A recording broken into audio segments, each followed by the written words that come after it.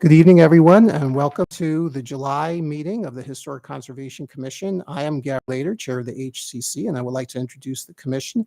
To my left is Jeff Long, our Historic Officer and Registered Architect. To my far left is Craig Evans, resident of the district. To my right is Todd Chambers, architect, and to my far right is Mike Simonson, Chief Building Inspector. Ordinance information is the purpose and intent of the City of Bethlehem to promote, enhance, and preserve historic resources and traditional community character for the education, cultural, economic, and general welfare of the public through the preservation, protection, and regulation of buildings and areas of historic interest or importance within the city which have been determined to be of local, state, or national significance. The way the meeting will unfold is the applicants will be taken in order. After identifying the project address and the presenters, our historic officer will provide a background on the buildings and any recommendations. At that time, the applicant will present their project and plan. The board will then address the project, allow public comment, and ultimately create a motion to approve as presented, approve with modifications, table the project with clear recommendations, or deny the project with reasons for the denial and changes or improvements which would result in a positive recommendation.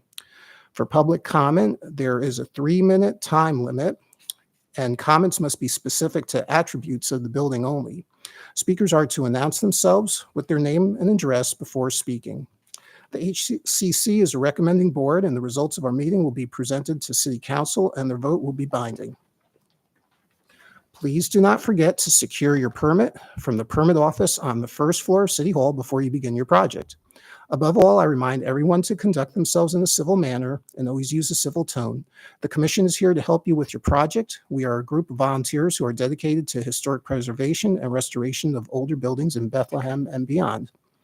If any commission members have a conflict of interest with any of the applications on tonight's agenda, please come forth at this time. And I have a conflict with agenda item number 2, so Craig is going to take over for that item. Does anybody else have a conflict? No? Okay.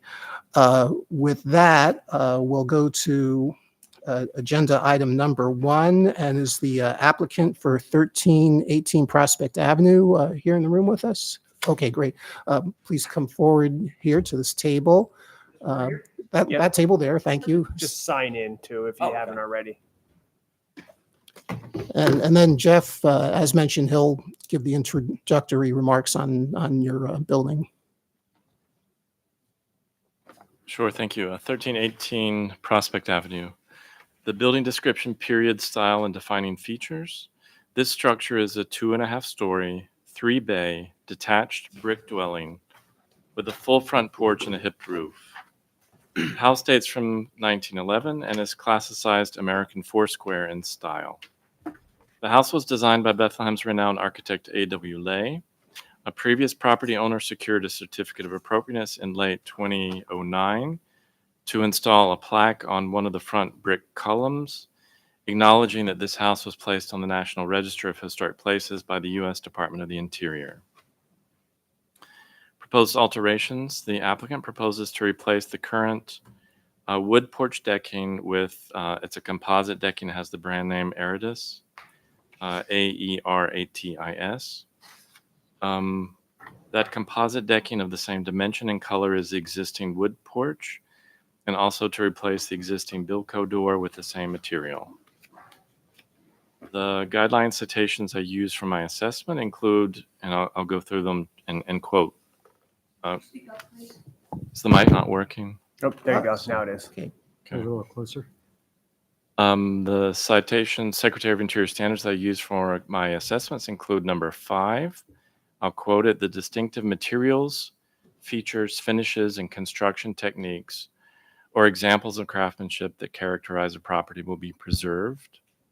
Number 6, deteriorated historic features will be repaired rather than replaced.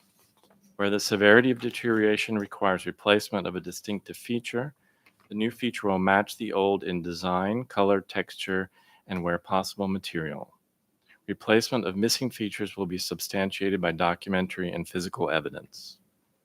Secretary of Interior standard number 9, new additions, exterior alterations, or related new construction will not destroy the historic materials, features, and spatial relationships that characterize a property.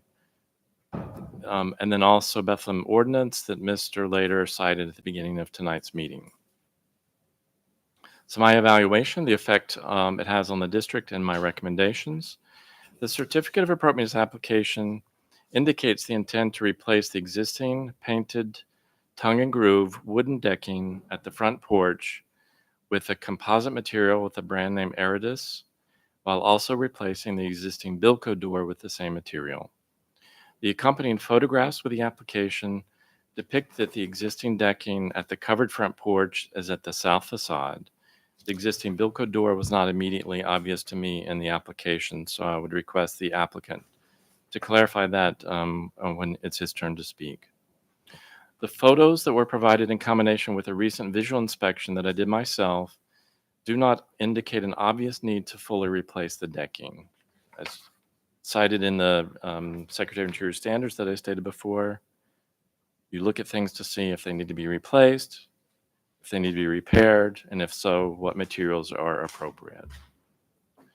The replacement of the existing wood decking with new composite violates number 5 of the Secretary of Interior standards to preserve, quote, distinct materials, features, finishes, and construction techniques that characterize a property, end quote. Even if the existing wood decking warrants replacement, Secretary of Interior standard number 6 notes that, quote, deteriorated historic features should be repaired in kind rather than replaced. And it continues, quote, where deterioration requires replacement, the new features match the old in design, color, texture, and material, end quote. So based on these guidelines, along with the location of the front porch that faces a primary street through the Mount Airy neighborhood district, and especially because this structure is listed individually on the National Register of Historic Places, the proposed replacement of the existing wood porch decking with composite decking is inappropriate. An appropriate approach would involve the preservation of the existing wood decking with in-kind repairs to deteriorated historic features as needed. Where deterioration requires replacement, the new material should match the existing wood decking in design, color, texture, and material. Should HCC determine that the proposed composite decking is appropriate for the existing porch, the applicant should clarify the proposed renovations in more detail. For example, the accompanying scope of work dated April 22nd, 2024, indicates Aridus, the brand name of the proposed material for the proposed replacement decking. However, when you go to the company website, there are quite a few options for that decking, and they don't indicate which one they've chosen. And that would be important for the resulting certificate. The applicant should also provide written specifications of the tongue and groove replacement decking, as well as product samples that indicate the dimensions, color, surface options, etc. of the product. Again, with the application, we just had a brand name. There was no specifications. Perhaps they brought along a material sample tonight. I'm not really sure. We don't even know if it's tongue and groove or if it's butt joint. I mean, we have nothing to go on based on the application. For reference, HCC traditionally considered replacement materials without a stamped wood grain, but rather with smooth surfaces as appropriate. So you have had in the past a few situations where composites were considered, I don't know about decking, but in trim, and you specifically stated those should not have a fake wood grain, but they should be smooth. The existing wood decking terminates in a bullnose profile currently, the existing, and I couldn't find anywhere on the website of the material that possible treatment or that option. So it will be important to get clarification from the applicant how they would replicate that detail. Typically, when you cross-cut any of these composite materials, you're going to get, it could be solid. I'm not really sure. It could be a hollow core, but anyway, it's going to create a very rough edge with no bullnose effect. And so we're, in the past, I think Harb more so than you have been very specific about those kind of details. The provided scope of work mentions touch-ups to the existing handrails and spindles. That would be appropriate if those are all in kind. So if it's simply patching a wood spindle and painting it, again, you don't get into color rendition, that should be sufficient.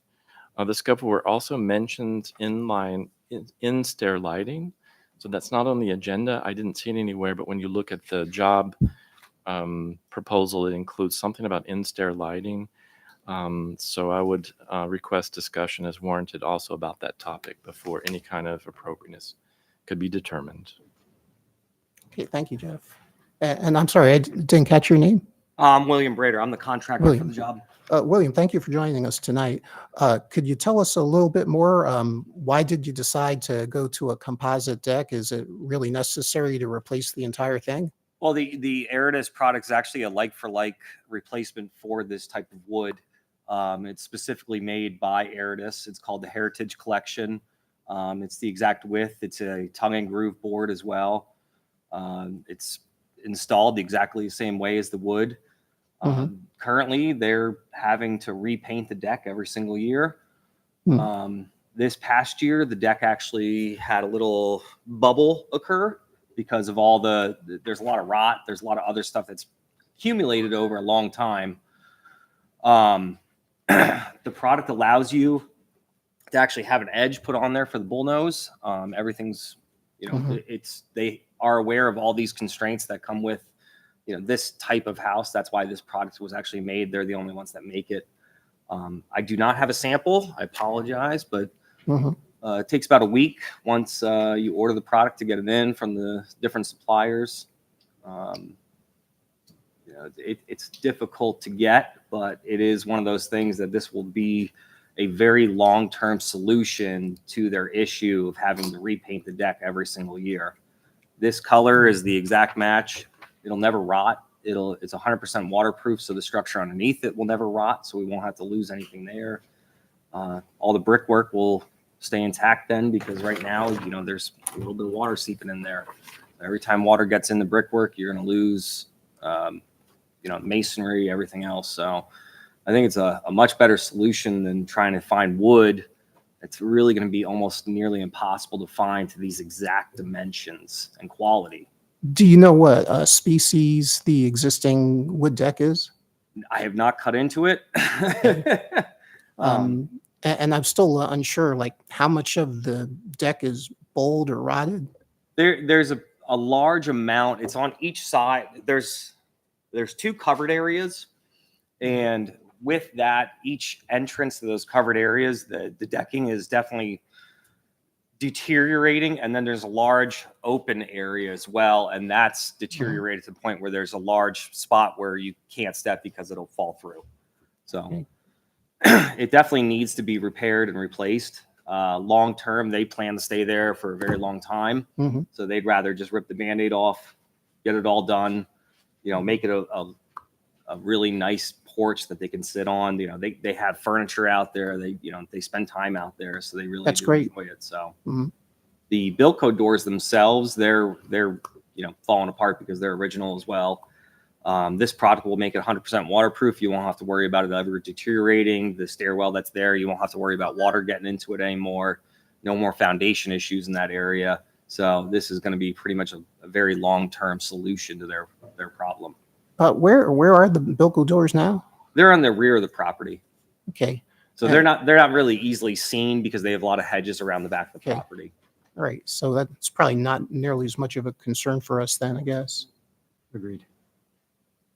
Well, it's kind of hard for us to say yay or nay, especially without having a product sample here, just to let you know. But, I think it would be helpful for us all to talk a little bit more about it.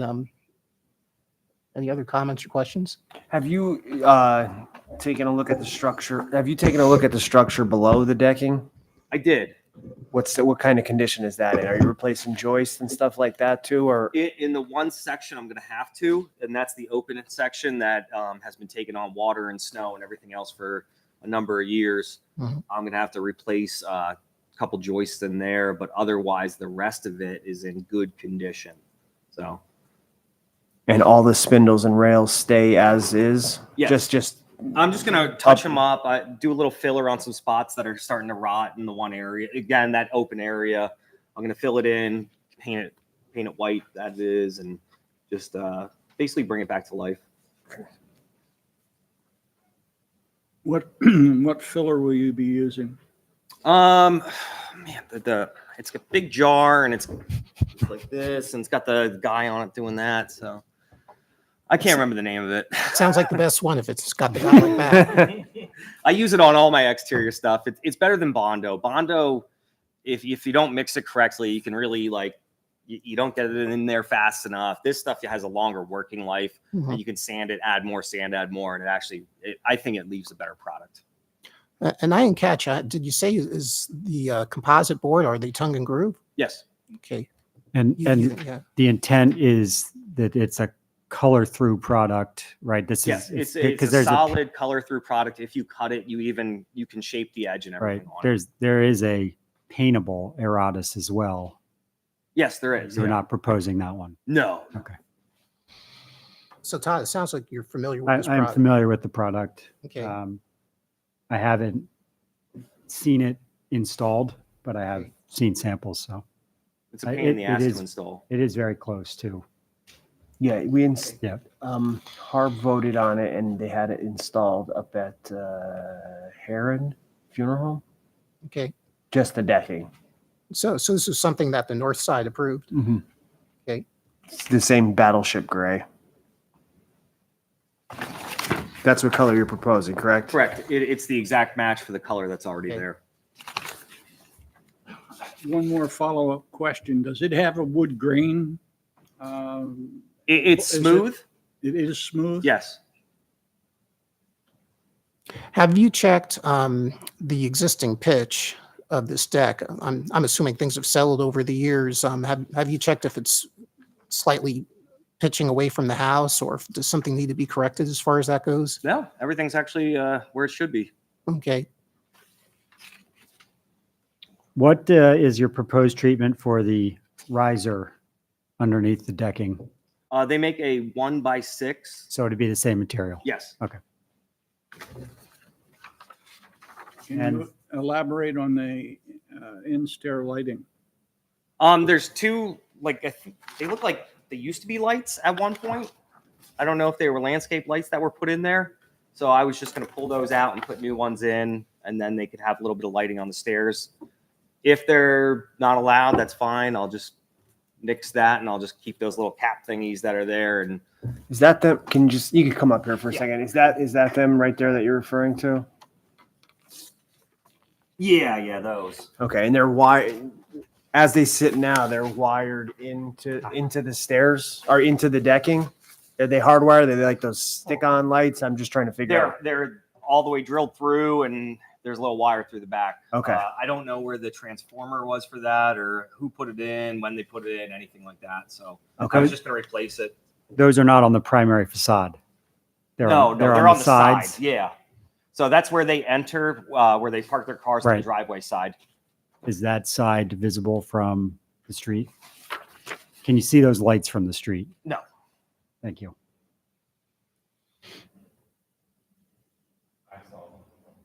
Okay.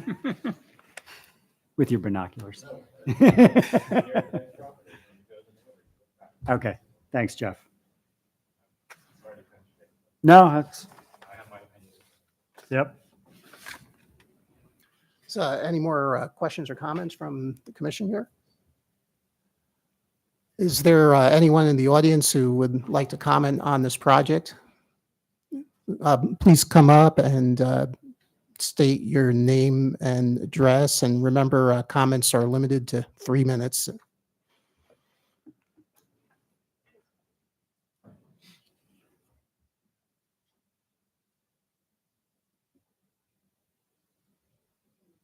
Oh, right in the center. Thank you. My name is Elizabeth Bell. I live at 335 13th Avenue. And I want you to know that I lived in that house for 30 years. And so I am well aware of what you're talking about. I also want you to know that 20 years ago, that entire porch was replaced. All the joists were replaced, the decking, everything except the spindles. And that's mahogany deck. I know that there's a problem with that section that is not under a roof, but it was something that was required just ongoing maintenance rather than replacement. And the same with the painting. That was not an every year painting job, although it had to be done somewhat frequently.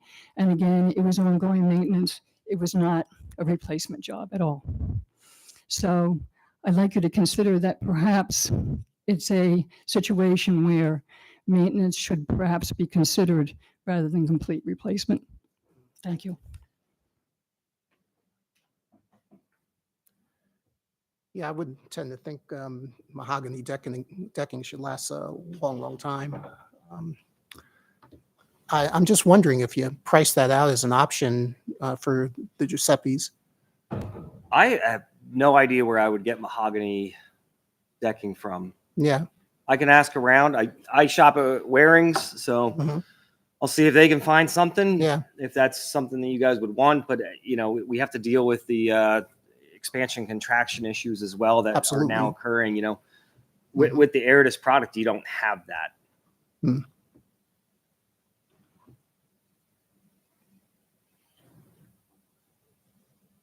By comparison, another National Register property that I'm familiar with is Sagamore Hill, which is Teddy Roosevelt's house on Long Island. And that was a no expenses spared sort of approach. And replacing the damaged parts in kind was the method of taken on in that instance. Because if it is in fact a National Register property, the thought process has to be a little bit more stringent.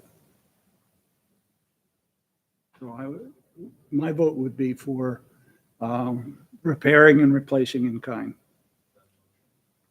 That sounds like a great motion, Craig. Then that's a motion. Okay. Any seconds on that motion? I'll second that motion. Okay, thank you. Let's put it to a vote. All those in favor, Craig Evans? Aye. I vote aye. Todd? Aye. Okay, Mike? Aye. Okay, so the motion carries. We're looking for you to repair and replace with the material that's already there. So will that be the permit then, the repair and replace? That's correct.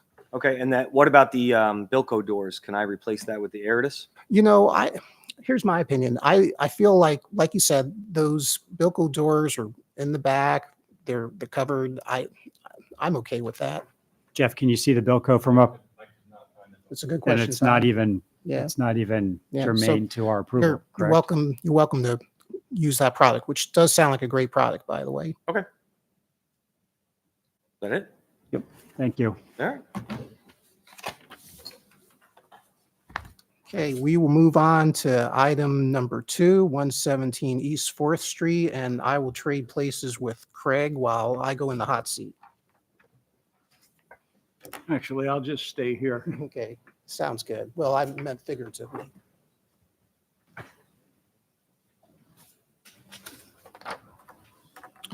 One 117 East 4th Street, the building description, period, style, and defining features. This structure is a 1.5-story detached recreational building with split face block walls and metal panel siding with a low-pitch gable roof with similar metal panel cladding. The building was constructed in the mid to late 20th century, is contemporary in style, and is considered non-contributing to the Historic Conservation District because it was constructed after the district's period of significance, which is 1895 to 1950, when South Bethlehem experienced dramatic development. Proposed alterations, the applicant proposes to finalize details and finishes. To finalize details and finishes for a proposed construction project that previously received certificates of appropriateness in November of 2021 and November of 2023.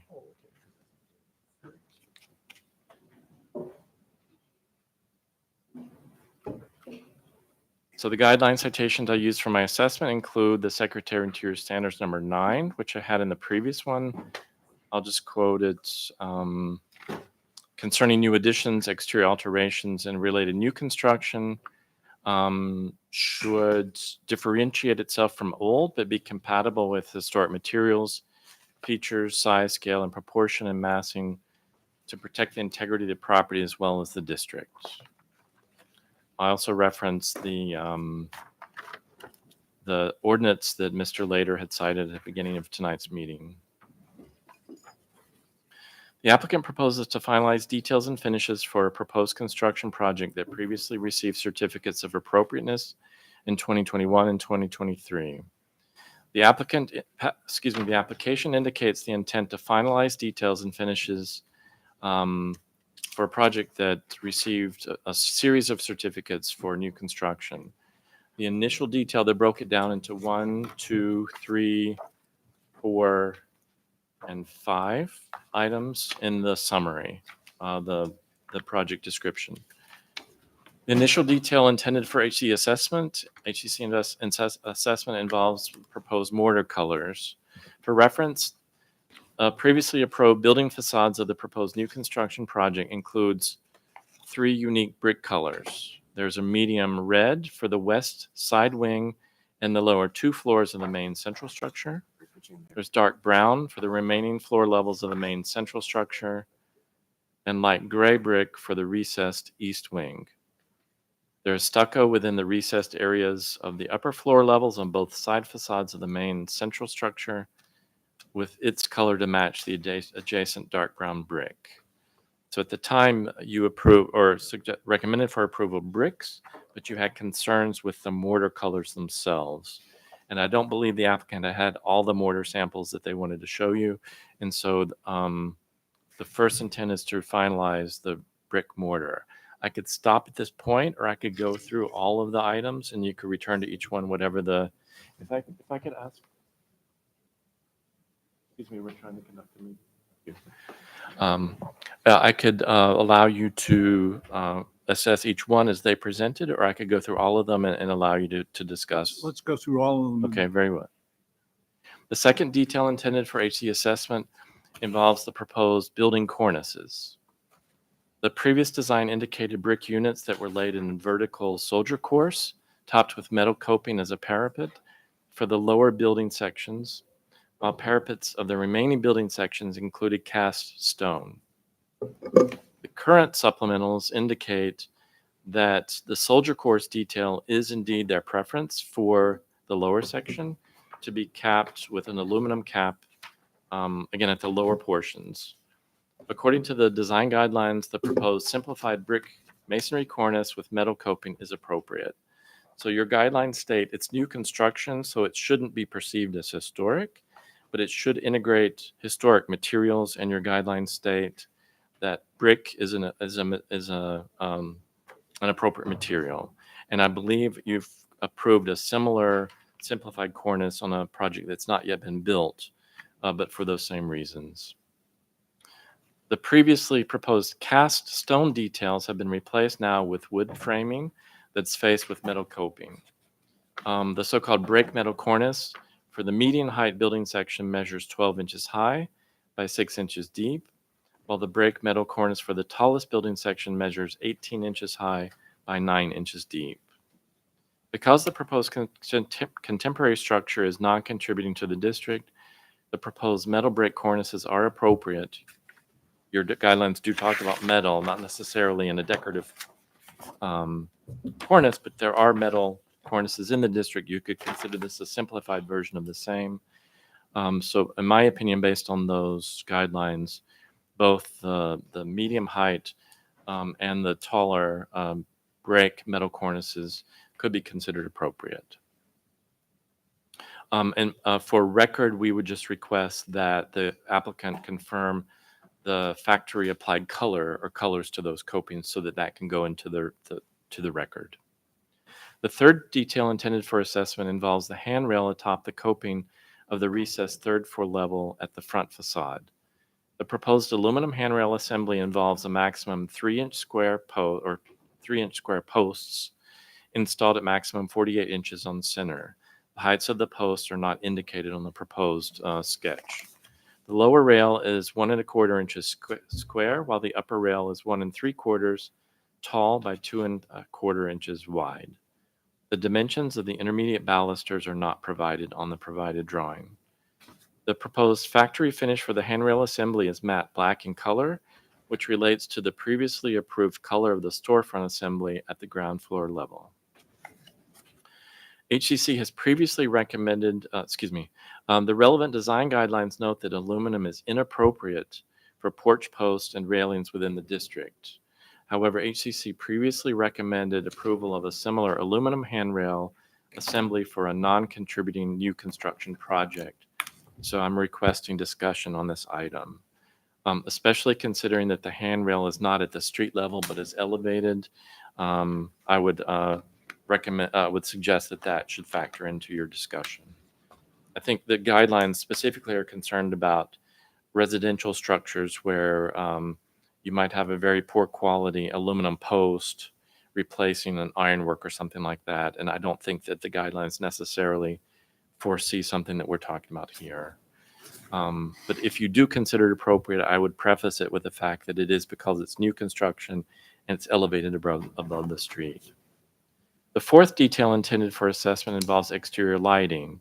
The proposed fixture is a scope medium sconce cylinder by the company Insight Lighting with 3,000 LED color temperature lamps for up and down illumination. Each aluminum fixture measures 16 inches tall by 3 inches deep and has a powder-coated texture black color, which relates yet again to the previously approved color of the storefront assembly. So based on the supplemental computer-generated rendering of the front facade, the fixtures are proposed to be located at the left and the right of each storefront assembly, to be installed vertically to align with the transom height of each storefront. So in my opinion, based on the guidelines, the proposed contemporary lighting fixture is appropriate for a non-contributing new construction project. The final detail intended for assessment involves the proposed windows. During a previous meeting with HCC on October the 16th, 2023, the applicant indicated that the proposed windows are vinyl and acknowledged that relevant design guidelines consider vinyl windows as appropriate within the district, but noted cost as the leading factor in the proposed selection. The applicant also noted that the proposed windows, which are fabricated by the company called United, are located nearby in New Jersey and have traditional details such as 3-inch profiled frames rather than the typical kind of chunky frames we see with more residential scale vinyl windows.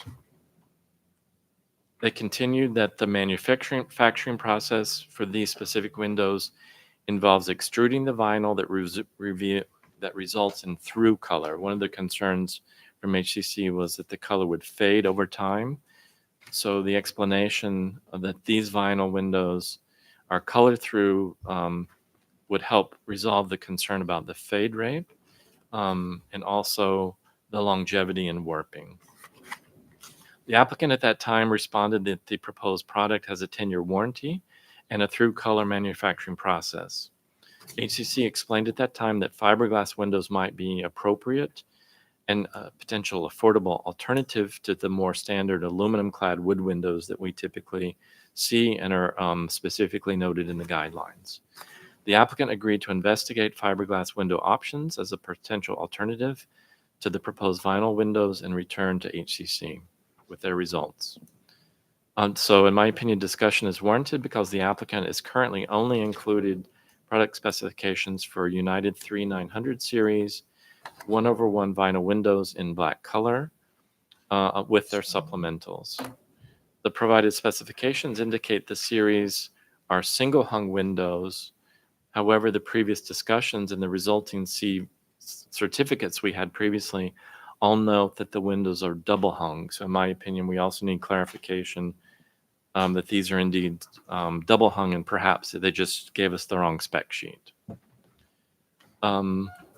And finally, the previous application included approval of metal canopies.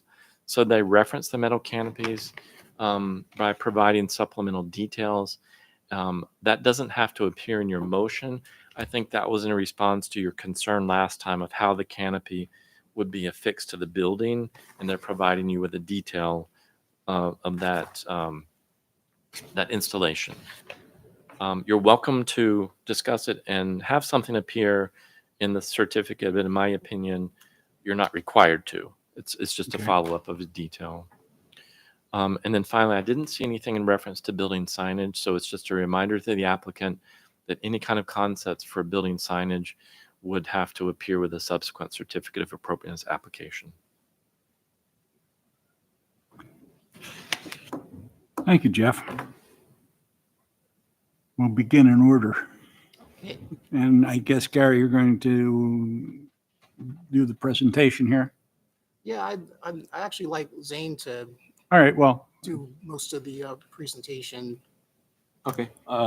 just give us your name, please. Yeah. Hi. I'm Zain Basma. I'm with Surface Design.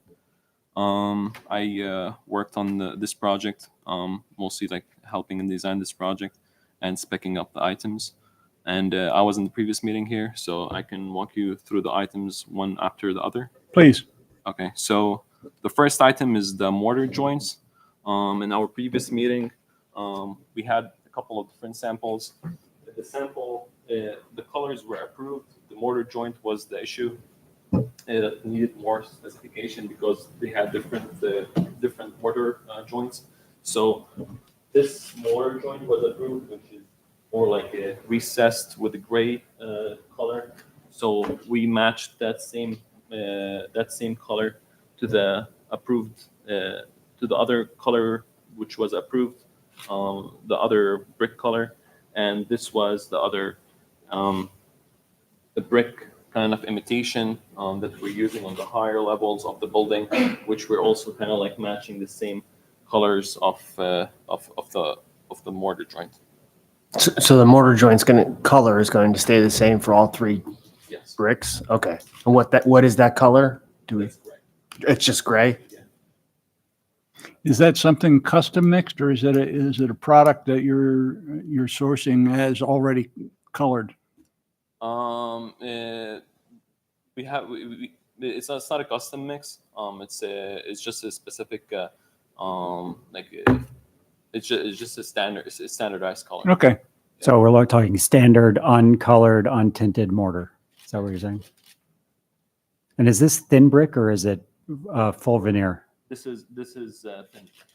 The entire building is thin brick. The lower portion of the building, as we discussed last time, is thin brick on the first 3 levels, and the upper levels, which are kind of like in the away from the street, we're using this called new brick. New brick, sure. Yeah. So And what's the light gray one is what? Thin brick? Yes, that's thin brick as well. I see that. Yeah. Okay.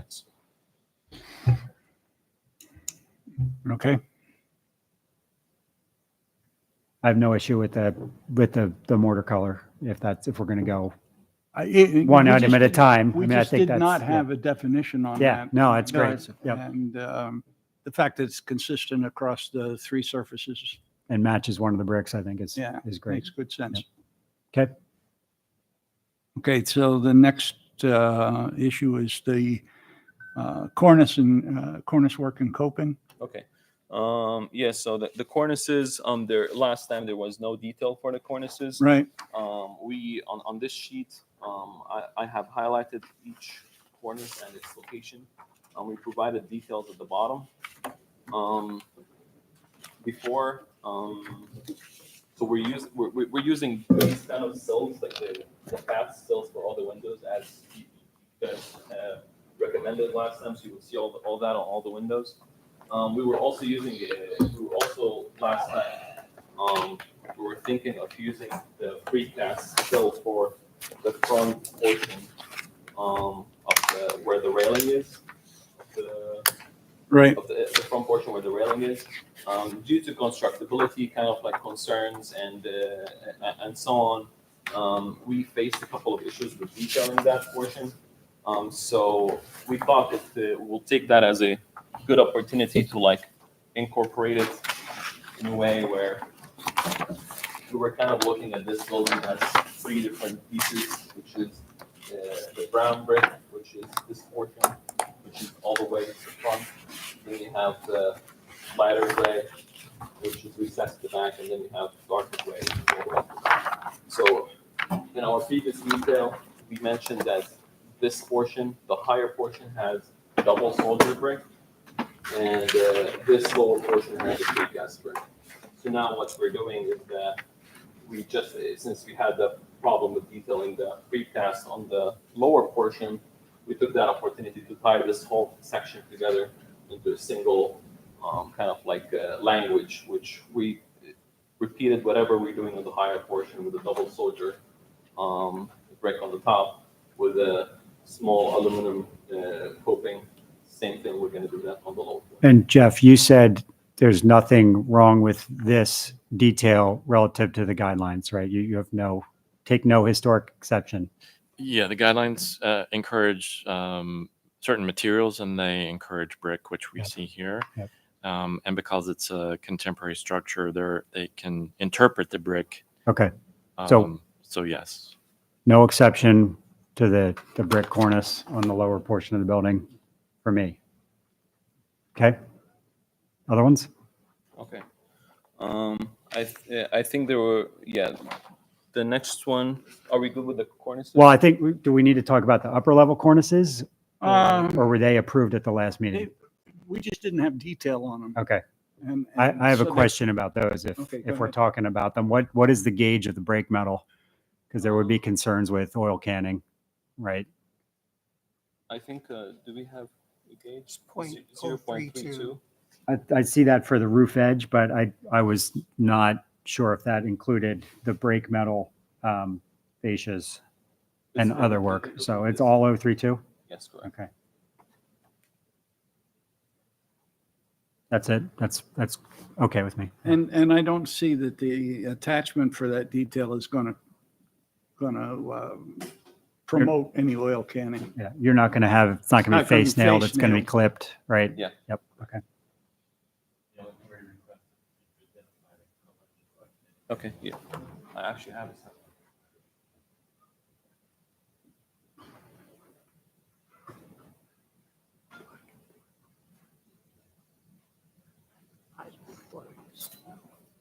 So we chose this match black color. Just an ATAS product. You just hold it up near the brick for me. I'd rather see it next to the material. It'll probably be, So it's going to be for that one as well. it's gonna be for all. So the roof edge coping on all three bricks, and then the cornices for the uppermost, right? Again here. Okay. And how does that coordinate with is it the same matte black as the railing? Yes, correct.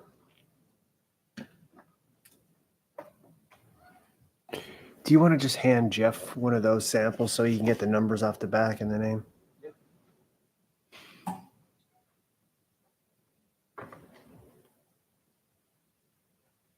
Done with Okay, and cornices. then the next item was the railing. Are you good on the coping? Yes. And one other question on the coping. This continues around the entire perimeter of the buildings, so Correct. that's the same vision that you see from the Greenway as from 4th Street. All around. One more quick question about the copings. How are you going to handle the vertical seams The vertical seams. in the cornices, right? Because you're not going to make that out of, a 60-foot long piece of Yeah, material. I'll have to look into that detail. Gary, do you have any detail? I think it requires some consideration, right? And you probably even want to show it on your elevation, so you have some control Usually over it's- that, and you don't let the Usually it's a contractors pretty just do what they want. significant overlap and. Yeah. and- Well, I'm saying to make it somewhat look intentional rather Right. than accidental, Yeah, which okay, the contractors will do if you let them. okay, sounds good. Yeah, we'll take note of that.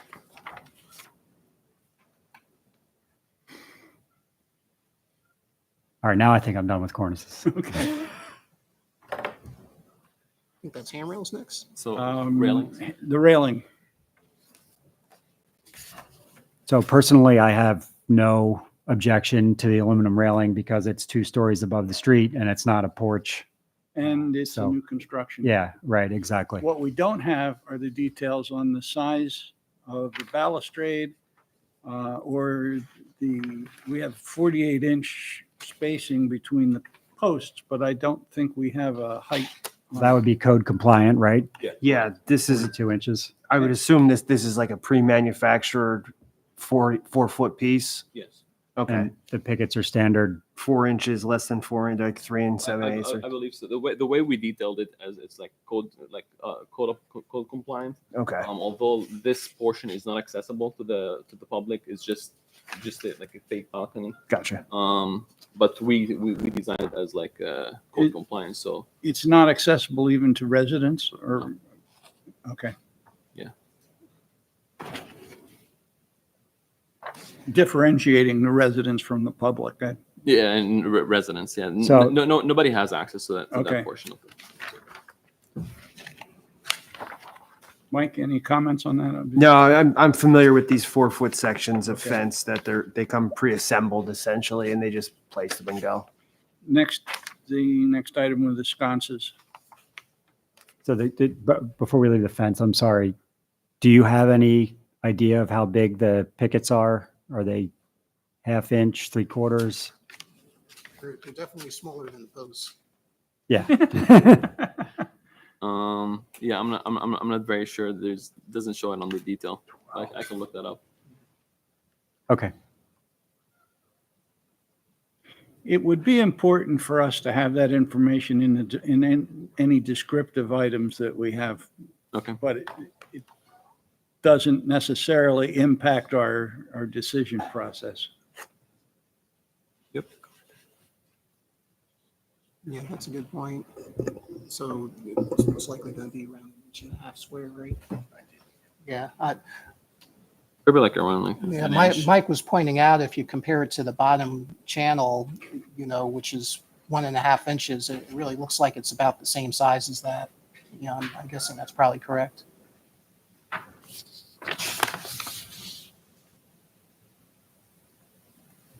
All right. Now we can move on to the lighting if you'd like, Roger.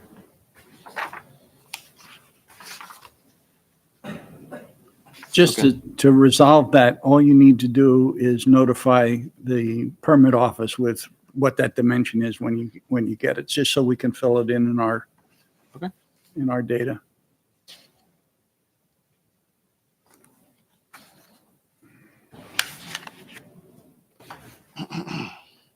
Okay, sounds good. Okay, so then the sconces, Yeah. The sconces, I provided a detail sheet with the selected sconce color and the intensity of the lights. I believe last time there was no specific concern about what is the detail, which one we're picking. Is just that we needed a needed, detail. simply needed to know. Yes, correct. Now, do these sconces go around the entire building? Or are they just on the Third Street front, side? The front portion on the street side, Yep. and the back portion on the Greenway? on the greenway. I think we have the size on that call out too. 14 inches. Any other comments on the lighting? I think the lighting should be 2,700 K instead of 3,000. Isn't that a common request from the HCC? Okay. All right. I would encourage 2,700, but I guess 3,000 is okay too. Okay. Okay. And the final issue to cover would be the windows. So would you like to give us some? Yeah. So we last time presented the United windows. We had the spec sheet, but we didn't have a sample. We asked if Surface has another project going on the Boyd project, which we are using the same similar windows. So we asked if there's would be somebody who would be able to like visit and look at the windows. In our last kind of check-in meeting, you recommended that we actually have a sample. So we have a sample with us. Okay. Like would you, yeah, which is. Yeah. Yeah, and we have details. I think we shared them with you. I think. Thank you. Yeah, I don't need that. If they're in the packet, that's fine. Thank you. And by the way, Mike is our friendly representative from United Windows. I'd like to see the sample. I brought two different things because we were talking about color through. So this is the one, how close you want. Yeah. Right up my grill. Thank That's the color on the outside. So it's color the whole way. Like I heard his description of color through. This is an acrylic co-extruded vinyl product, very similar to what they're using with the Anderson 100 and also color fiberglass windows. So it's during the construction process or the extrusion process, this is part of the window frame. But that's not color through. No, it's replacing the white, this white glossy product, it replaces that during the co-extrusion process. But if it was color through, you wouldn't see any white at the cut. So that's what I was trying to explain. It's not color through. Okay, like in the okay. perception. It's just like the Anderson 100 series product and just like fiberglass, you're getting a co-extruded cap. I got it. So it's part of the vinyl window. It's just replacing this white, like that shiny white. Mhm. Black is replacing that. And I have videos to show that. But that's what the aesthetic would look like. You can scratch it. You can, put mortar on it, clean it off. It's not going to do that. It's not going to take away that paint. It does have a 10-year warranty on it, but that is primarily for multifamily use. Pretty much industry standard 10-year for commercial properties. Anybody else want to see it? Yeah. Closer look. What is the offset? What is the jam condition and the offset between the face of the brick and the face of these windows? Because with thin brick, it doesn't seem to me like we're going to get much. So there would be a J filler here. In typical construction, you would have your backer rod and then the brick start. Bless you. You would want an 8-inch gap the whole way around the window at minimum. You could go at a quarter, but you would want the space between the brick and the frame to be at least a minimum of an 8-inch backer rod around the frame. But I'm saying that Have the the typical detail. the face of the wall brick. So they're gonna be pretty like I won't say like in line, but it's not too recessed. Yeah, I mean, to me, this window is not great. I'm sorry, I'm sure it's a good product, but there's no vertical offset in the glass to the frame, and we're already talking about a very flat facade between the brick and the frame of the window. So there's going to be not much definition and depth in this facade. I just want everybody to understand that.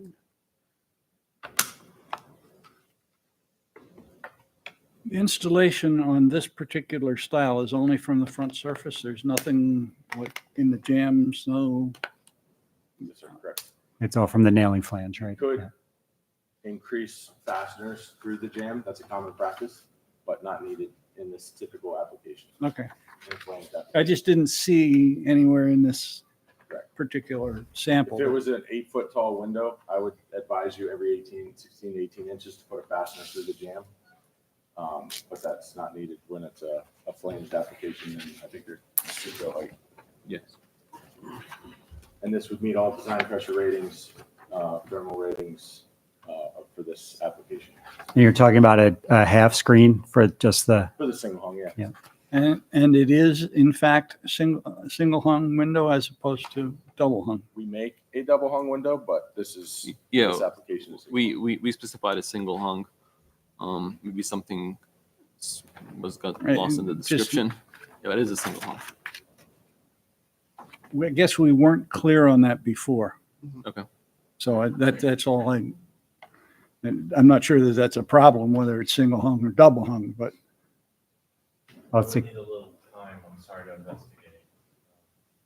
but we're considering this a contemporary infill, right? It's a modern building, quote unquote. Okay. Yep. Well, if it's already settled and Okay. decided as approved with a single hung, then I see. Okay. No, it's No, okay, no, Jeff. no, Don't worry it's about it. fine. Don't worry about it. No, it's fine. I don't know that. I mean, the appearance between the two is similar. I think thought you you get a came little in bit with a more cape depth with a on. double hung, but That does matter. That's a good point. So, Mike was pointing out, consider this as student housing and, there could be some security issues related to making it a double hung. Mainly with the codes and things like that, with fall prevention devices and things like that, with the double hung, you're gonna have more. we put opening limiting devices on the Yeah. double hungs all the time too. Yeah. So I don't know if that would really be an issue. True. Now, this style of window is going to be starting on what, the first floor or the second floor? Second floor. Yeah, so you won't be mainly seeing it on like the street level. The street level openings are done with aluminum storefront, right? With the matte black finish. Correct. Okay. And those are front glazed, right? That's what the HCC likes. The storefront detail is they're glazed towards the front of the sign. Yeah. So what are you guys proposing? And it was probably already approved. I'm just curious. Yeah, I believe they were halfway. Okay.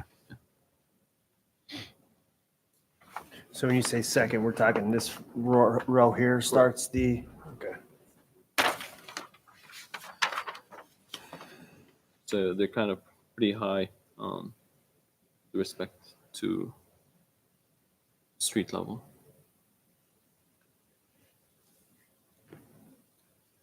Mike, we talked with you about, comparing this product to fiberglass frames, and can you remind me what you said? I mean, from a thermal standpoint, there's really no comparison. This is as far as usage goes in the country, vinyl windows is the predominant. Over 60% of the windows being sold and used in the U.S. are vinyl. But compared to fiberglass, fiberglass is very similar to aluminum. It's a poor conductor. It has a lot of the same attributes as aluminum, and it just depends on who's producing it, what product, because there are true fiberglass windows and there are composite fiberglass hybrid type products out there in the market. But as far as design pressure, strength, rigidity, lifetime, vinyl has a lot of the best features in the industry. Trying to think of what I specific. get it. I mean, I the think the other- performance of them is not any question that this board or commission needs to evaluate. Honestly, we're here strictly on the aesthetics of the unit. So, Now, we Yeah. do have things that we can build on this. Like we've talked about, we have a 3-inch composite or a 3-inch trim that we have a Williamsburg casing kind of look. We can dress it up. The one difference between fiberglass and this is obviously big bevels kind of exist in fiberglass, more old, bulky designs. This is definitely more streamlined, more modern profile than some of the older products in the industry. Is any of that information in here? Yes, sir. In the catalog. and I said I didn't want it. So if I may, I did investigate, and Thank the you. previous certificate did specifically state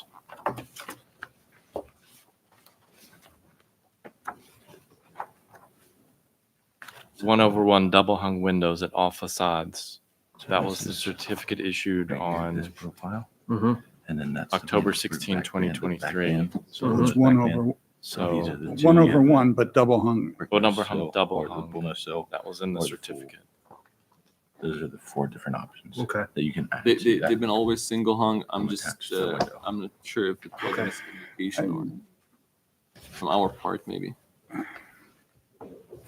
I don't think if the other two gentlemen heard, the previous certificate did specifically state 1/1 double hung windows. And we're seeing single hung now. Yeah. I think I'm not saying you can't revise that, but it needs to I be think recorded we- somewhere. If it's a safety issue that they're looking to, it would seem to me that we could revise that approval. Or should.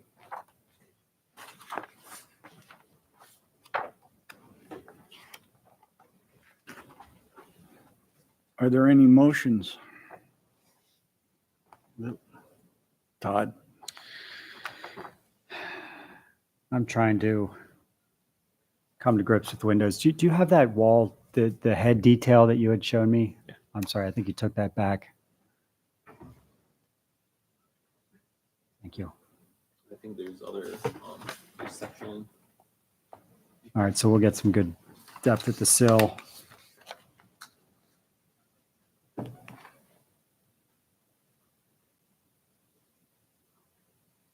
And what's the thickness of your new brick assembly?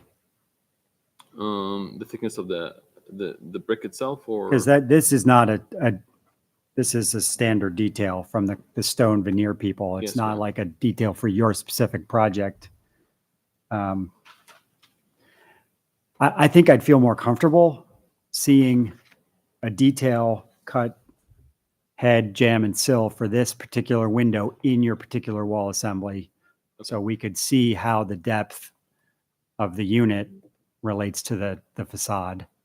Okay. I mean, that's me personally. If you guys are okay with the way everything is, then that's fine.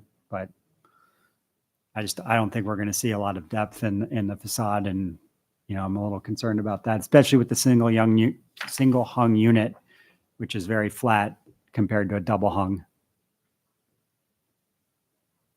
Yeah, there's no real depth on that window I mean, we may want to add some of these features that you're showing here as well. And the Just brick mold is nice, right? yeah, just to get some sort of depth in there.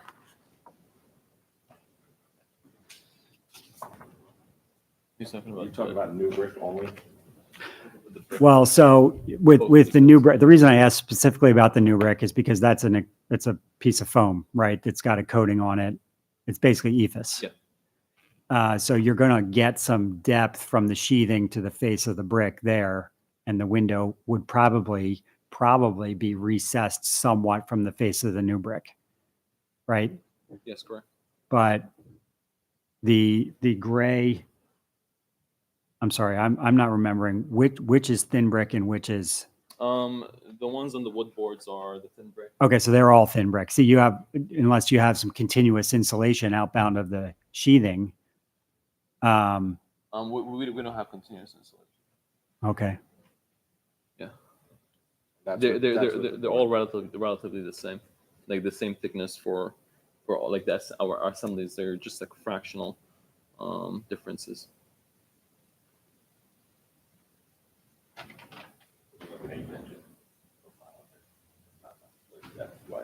Okay.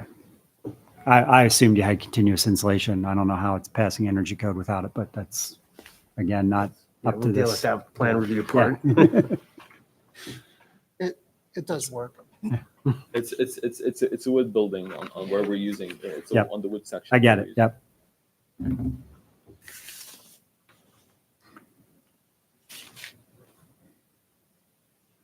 Yep. We're back to, is there a motion of any sort? Yeah. Well, I'm okay with the first four items. Pardon? I'm, Uh, my only concern is the windows. Yeah. Todd, just a second. I neglected to see if there was any comment from Public. Yeah. The public. public.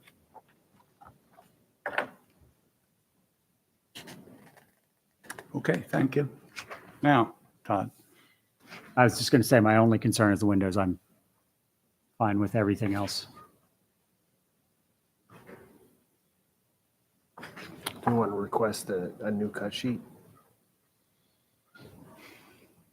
I'd like to see a specific installation detail, between the window and the surrounding materials. Okay. I mean, that said, I'm not the designer of this building, so I'm going to give you a little bit of a nugget here. I mean, if your intent is for it to be very flat in that it's a contemporary structure, I think you need to tell the commission that, right? Or is it meant to blend into the district and have some sort of reveal. more relief like a historic structure would have? For example, the west-facing wall on the building at the corner of Third and New has window shadows built into the structure so that it imparts the idea of windows. When we have had the St. Bernard's Home for Good Samaritans on the corner of Graham Place and Broadhead, a number of those windows had been closed in on the interior for whatever the configuration they had in the social building. But the exterior got spandrel glass in order to suggest the windows. So there's some valid reason to concern ourselves with the impact of the fenestrations. And I think Todd's point about knowing where it stands relative to the face of the building Yeah. makes some difference. And, you know, we should probably have a cut sheet or a detail of where these windows sit relative to each of the sections of the building. That being said, I don't think there's a problem with approving the windows, but we need to see where they position when they're installed. Is that Yeah, I think solve? I think if we're going to further evaluate that, we should hold the approval of the windows because I think that they're so integral to that detail that. And they it's constitute a impossible. large segment of what happens with Yeah. that building Yeah. aesthetically. Agreed. How do So you feel, Mike? I agree with that. What's that? Oh, I meant this mic here. Oh. Are you ever able to do these windows in a way, like either make it without the flange or do it in a way where you can Todd, adjust where it I sits think on the maybe wall? what we could do is proof You could do it as a replacement window application. all Everything else, but and Does table. that mean, Agreed. yeah, you have to leave off the flange when you do that, Yeah, right? yeah. Okay. Yeah. The other option is to build it like with the trim and build it that thin. Okay. Yeah, that would be That's probably the better option, isn't it? from a flange standpoint. Install, you're still going to hit your king stud. So it's an easy install. You're not going to have to add any framing or anything like that. But you could do a replacement application. Well, like buck, set it back in. It's great the depth. Does that have any implications for like meeting hurricane resistance or any of those things? No? Okay. Just a different. You're going to have to use it. Okay. Don't worry about. You shouldn't have any fire egress issues. Sprinkler. Don't have to worry about egress. All right, I'll make a motion. Okay. If that's what you're after, Roger. Cornices are approved as designed. Handrail, we take no exception, approved as designed. Lighting, take no exception, approved as designed. And we did not discuss the canopies in detail. I don't know if they were part of this approval. No. There were no, details It was included. just detail that we Again, take no exception, approved as designed. And we'd like to have you come back with site-specific head, jam, and sill details for the windows. Is there a second to that? You mentioned gray color for the mortar. Oh, gray color for the mortar is approved as well. Yeah, I'm sorry, that was not in my notes. We take no exception. I'll second that. Vote, Mike, Aye. Todd? Aye. Aye.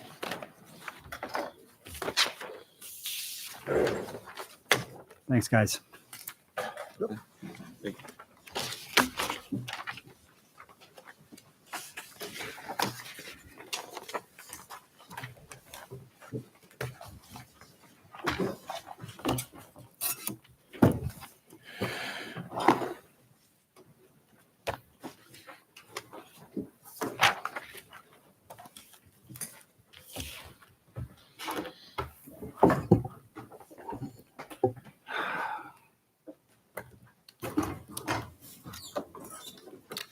Okay, we're on item number 3, 1304 Spring Street.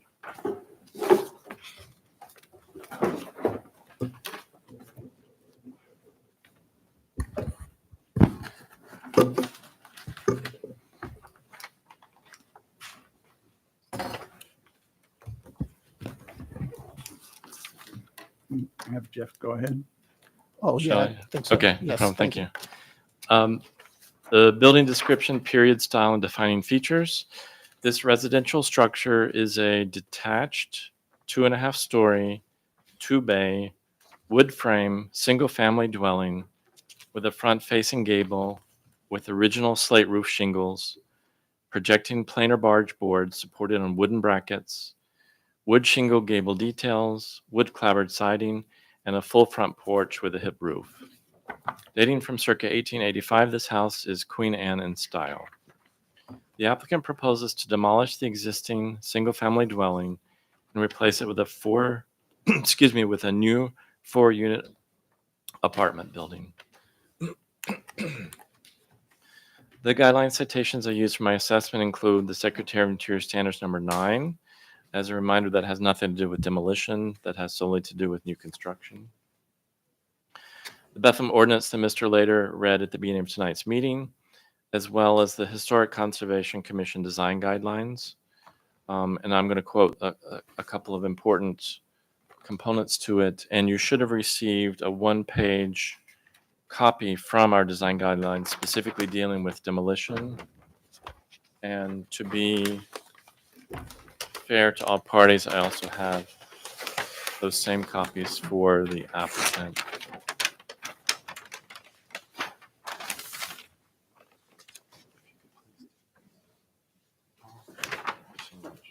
Oh, thank you so much. So I won't read, obviously, all the design guidelines, but I will go through relevant sections. Concerning demolition, that's page 19. That's the page I copied for you tonight. HCC encourages, quote, an evaluation of the significance of the building in the historic district, and all attempts to reuse a historic building be exhausted prior to consideration of any demolition, end quote. HCC will not recommend approval for demolition unless, quote, the proposed demolition involves a non-significant building or the applicant has demonstrated they have exhausted all other options and they will suffer undue economic hardship. And then also for new construction, I didn't give you the pages from that.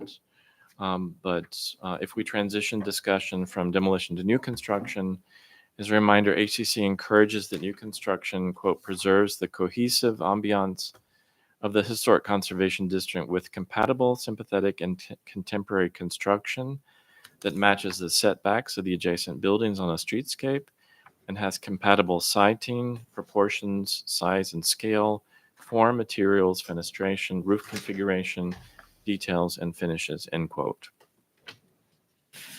So my evaluation, the effects on the district and the recommendations. Here again, I can pause or I can continue with my full assessment. Mhm. So in this case, we have a request for demolition and then the beginnings of a replacement new construction.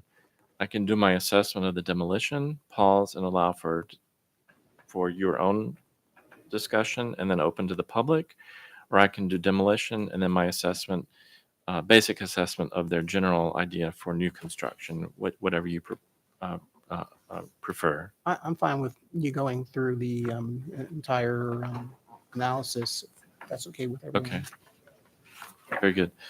So the previous certificate of appropriateness application to demolish the existing historic structure and replace it with an open lawn was presented to HCC during a series of meetings in late 2012 through early 2013. I was not the historic officer at that time.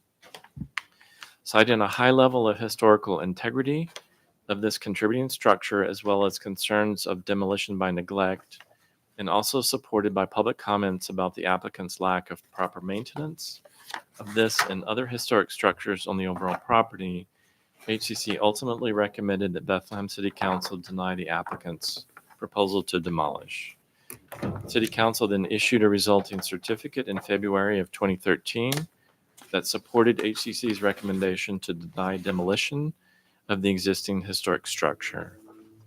In late 2019, the applicant returned to HCC with a certificate of appropriateness application proposing to replace the existing slate roof sheathing with GAF Slightline asphalt shingles. HCC unanimously supported the applicant's proposal to maintain the existing structure and replace the shingles and recommended that City Council approve the proposal as such. The council issued a resulting certificate to replace the existing slate shingles with the approved GAF Slightline asphalt shingles in early December of 2019.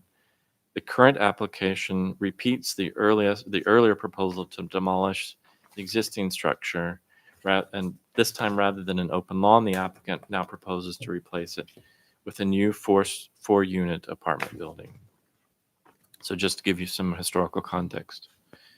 Article 1714 of the Bethlehem Sydney Ordinance that defines contributing structures within the Mount Airy Neighborhood District as buildings constructed during the district's period of significance, that is 1880 to 1950, when this portion of West Bethlehem experienced dramatic development. Because this dwelling was constructed in circa 1885, it is considered contributing to the district and therefore significant. Again, it doesn't matter if it was built by a famous architect, if someone famous lived there, if it was someone wealthy, if it was someone who was a laborer. Anything built during that time frame, according to the ordinance, is considered contributing to that district. Based upon the observations I made during a recent walk-by inspection, the structure exhibits a high level of historical integrity and is part of the partial neighborhood block of similar 2.5-story single-family residential structures dating from roughly the same period.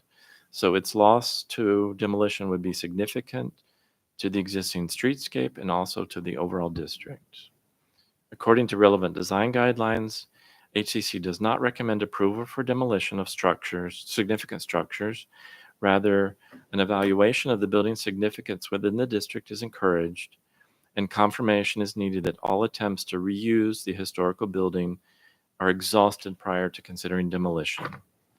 In response, the applicant has provided supplemental items to address the issue of the building's significance within the district, so discussion is warranted. If HCC determines the applicant has satisfied the building's significance and all other attempts to reuse the historic structure have been exhausted, HCC may recommend demolition if the applicant will suffer resulting undue economic hardship. In anticipation of that, the applicant has also provided supplemental conditions assessment report with the estimated costs for needed repairs, as well as a current property appraisal report. So they're anticipating that you would prompt them for those, and they have proactively already provided you with those items. And that's why I thought it was important to copy that whole page from your guidelines, because it mentions that demolition of significant properties are not appropriate unless the applicant makes the case that it's either not significant or they will suffer undue economic hardship. So that's my assessment of the proposal for demolition, continuing with what they're proposing as a replacement. Should HCC recommend demolition after concluding the applicant will suffer undue economic hardship if required to reuse the existing historic structure, the proposed replacement, according to the guidelines concerning new construction, must relate to the relevant Secretary of Interior standards and also to the pages of the design guidelines that encourage new construction that, quote, preserves the cohesive ambiance of the district with compatible, sympathetic, and contemporary construction that matches the setbacks of the adjacent buildings on the streetscape and has compatible siting, proportions, size and scale, form, materials, fenestration, roof configuration, details, and finishes.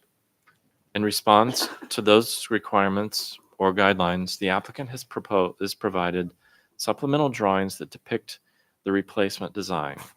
Based on these drawings, the proposed new construction appropriately matches the setback of the adjacent structure at 1308 Spring Street. It does have a porch. The existing also has a porch. So when you take away those porches, the buildings themselves basically align on the streetscape, and that satisfies one of the design guidelines. It is also appropriately raised above the street level. So all the other residential structures along that street are raised above, and there's a series of steps leading up to those, and their proposal retains the elevated siding and brings people up onto the property. So that would also be considered appropriate according to the guidelines. The existing historic structure measures approximately 26 feet wide by 40 feet, 26 feet wide by 40 feet deep, and the adjacent structure measures 18 feet wide by 58 feet. The remaining block includes one dwelling at 1318 Spring Street that sits back significantly from the public right of way, and I believe is depicted or implied on the provided site plan. So that neighboring building doesn't really contribute to the immediate streetscape. There is another building that's just off of the site plan. So if you're standing in front of the series of residential structures off to the left, it repeats the concept of siding elevated. It's an American Foursquare. It aligns with them and has dimensions that approximate the residential structures that exist as well. So the proposed new construction measures approximately 48 feet wide by 59 feet deep. That is significantly wider than any of the existing historic structures on the streetscape. And so according to the guidelines, that would be considered inappropriate. It does resemble closely the depth of the structure at 1308 Spring Street. So the depth of the structure could be considered appropriate. The provided drawings indicate the soffit height of the proposed structure is approximately 23 feet, and the peak of the double gable is approximately 31 feet, with an overall height of the central tower at 43 feet. We have a site plan, but we don't have a streetscape drawing of all the other houses. So I'm not able to just eyeball it to understand how the proposed new design would relate to the existing. So my request would be that the applicant provide a supplemental scale drawing of those neighboring projects as well to understand how their building relates vertically. Right now, we can only assess it horizontally. And as I stated, it's significantly wider, but is about the same depth of all the others. So I'm very curious about how it compares in a vertical dimension. The provided drawings begin to address such design concerns as appropriate materials. For example, lap siding, asphalt roof shingles, also fenestration. They're indicating 6/6 double hung aluminum clad wood windows, double height window bays.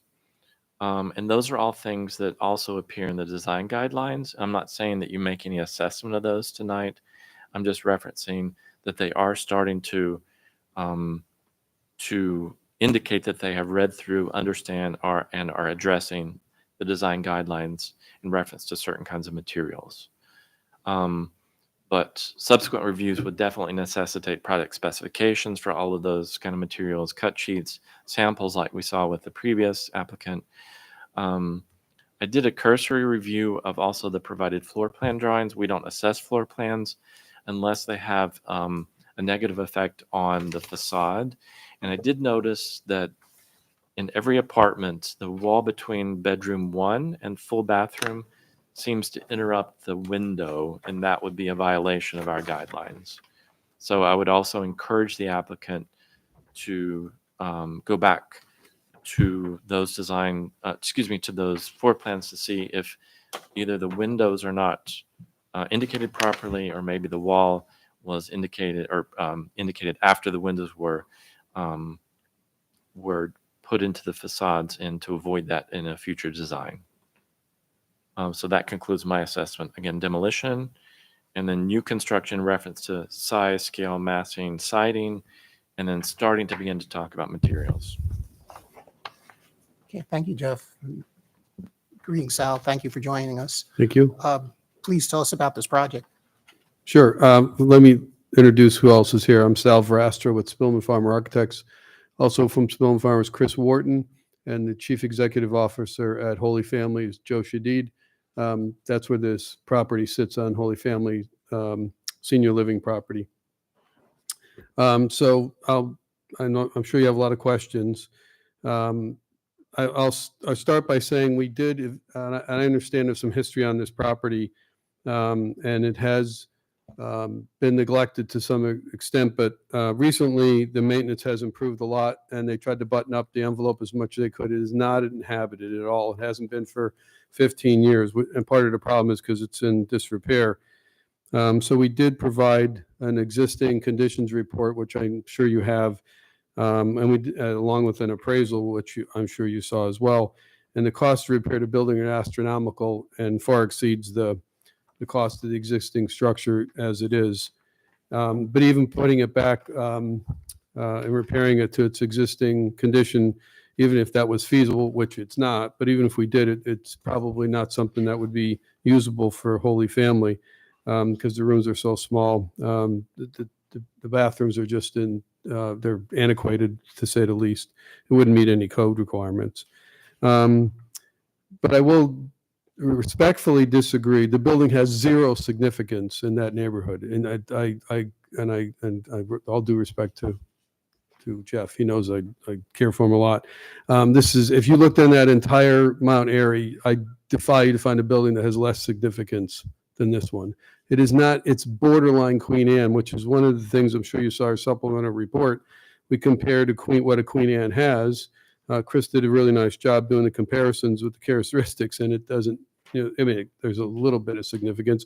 Even in my report, I called it a Queen Anne because that's the closest resemblance that I can find. And if you've studied architectural history, you know that Queen Anne's faded out, and this is one of those fade out periods. I did not know exactly when it was built, so I appreciate Jeff's comments. The reason we showed you what we proposed to put back, again, we can make changes to that. We're not here tonight, obviously, to get that approval. We want to give you an idea what we intend to put back, but their replacement structure would more align with the existing buildings in the entire neighborhood.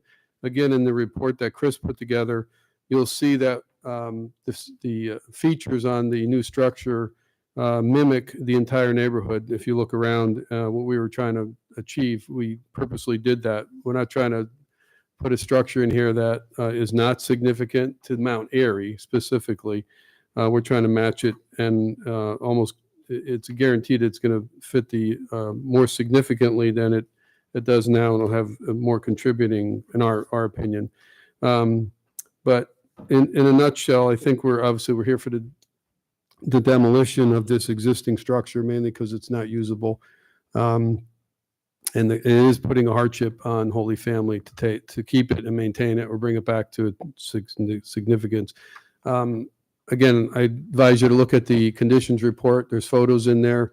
I'm sure you haven't been in the building, but there's some structural issues in the chimney, down in the basement. There's a couple of cracks we're concerned about. None of the windows are operable at all. I don't even know if they're double hung. To be honest, they look like double hung, but they could be single hung. But we can't get them to open up, and they're still currently leaking, which is a concern. So I don't know if Joe, you have anything you want to say? No, you're doing that. And we've done. I don't know if this is working. Hello. It is. So we've tried to fix the roof like we stated, and we patched it real quick as we've discussed it before. But then COVID hit, and I couldn't find a roofer at that time, and we stopped because we were in survival mode at the time during COVID. And you know the rest. I've been with Holy Family for 5 years. Okay. Just about when I came in. Thank Yeah. you. I believe the roof is watertight at the moment. At least that's my last assessment. Oh, Chris, do you have anything you want to add? No, I think you covered everything for now. There's questions. I have one comment. It's a little awkward in dealing with the concept of demolition at this point, because it is this commission's policy to consider demolition in light of whatever the replacement is. And what you've given us is a suggestion as opposed to what it would be. And so those two, the decision is linked. In our experience, the decision is linked to if something goes away, what are we putting in? And what we have is just a suggestion. It's a hint of what you might do. Go ahead, Excuse Jeff. me, if I may. Yeah. The guidelines do not say that. The guidelines say you can stop with demolition, period, based on what I just mentioned. You have the ability, however, to couch the resulting certificate that states demolition will not be, a permit will not be issued until all the various reviews have been done, so that you're not stuck with, an empty lot, et cetera. Just clarification is right. Yeah, so I didn't want to, you don't have to wait until the design is finalized and everything approved before you face the issue of demolition. Just to just to make Okay. that clear. Craig, It- and I appreciate that, and that's a really good point. So in our submission, we made it very clear, demolition will not occur until the approval. If we were granted to move forward with the demolition, we wouldn't Okay. start demolition until you approved the replacement. And it's more than a suggestion. We only got it to that point. Why take it any further if you're going to deny it? But we're pretty confident that we're on the right track. So Okay, I just wanted to make sure that we were on the same page here with point taken. with Yes, sir. the process. So Jeff, when was this, the structure in question that's going to be demolished, when was this built? 1885. Yeah, I stayed circa 1885. When I go to the fire insurance maps, they're only done every 10 years or so, and so it gave me a window Okay. of approximately that. Yes. And forgive me for asking this question, but does that place this structure within the era of historic significance for the Mount Airy district? Yes, that era is 1880 to 1950. Okay. So style aside, and quite frankly, the style is really irrelevant. And the fact that it's a wannabe Queen Anne or whatever we want to call it is completely irrelevant. It's when it was built that we have to consider. That's how I see it too, Yeah. Todd. Agreed. I think the page I copied for you said there are a couple of exceptions, and those are small outbuilding shacks, garden sheds, things like that, Not a house. that are significant maybe to that property's backyard, but doesn't have relevance to the district. Okay. Yeah. I just wanted to clarify that. Thank you. What's the main goal for Holy Family? Is it to, I mean, I would say just looking at what's submitted, it's to provide some more housing. Is it as simple as that? Yes, yes. Well, Okay. actually, it's two birds in one stone. One is, it's been a difficult building for me to keep up with. Yeah. Second of all, with the senior housing and the need for senior housing, affordable senior housing, especially in our city, Bethlehem, Mhm. it's hitting two birds in one stone. Okay.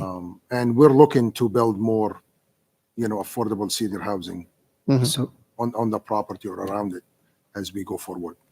so what are you looking to spend on this replacement structure? We have a cost. So we Um, did what, 300, 500, No, somewhere in that to neighborhood. replace it itself, I think we were in the 2 million range, something like that. So we're going to spend $2 million on a new building, but we can't spend $300,000 fixing up this old building and maybe putting, something behind it that would. Todd, that's not a fair assessment because this new building's larger. Yeah, I understand that. Yeah, As I was saying, like you could preserve this building, preserve the streetscape, and then potentially build the additional units as an addition behind it, around it. behind it Wouldn't that somehow. change I don't the, know. wouldn't that change the historical aspect of the building if we put an I mean, addition on? I'm sure you guys are very talented. You could do it sensitively. Well, thank you for your confidence.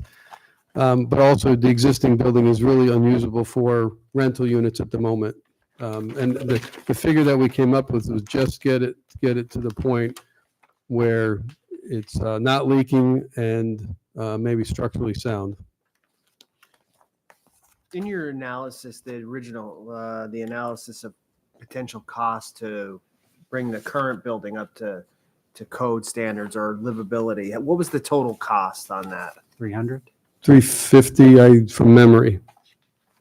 It says in the letter here, total cost would be approximately $300,000. Oh, maybe, okay. Is that right? If it's in there, it's in there.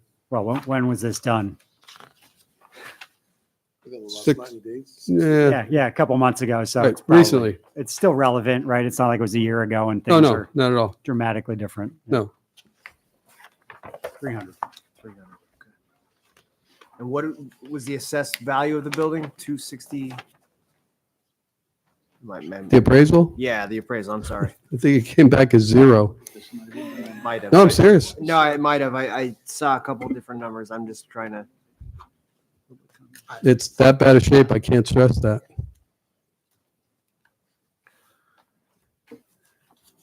Is it on its own parcel or is it part of? the bigger. It is on, property. it is not on its own parcel. It's Okay. on the parcel of Holy Family. It's not have a lot size, correct?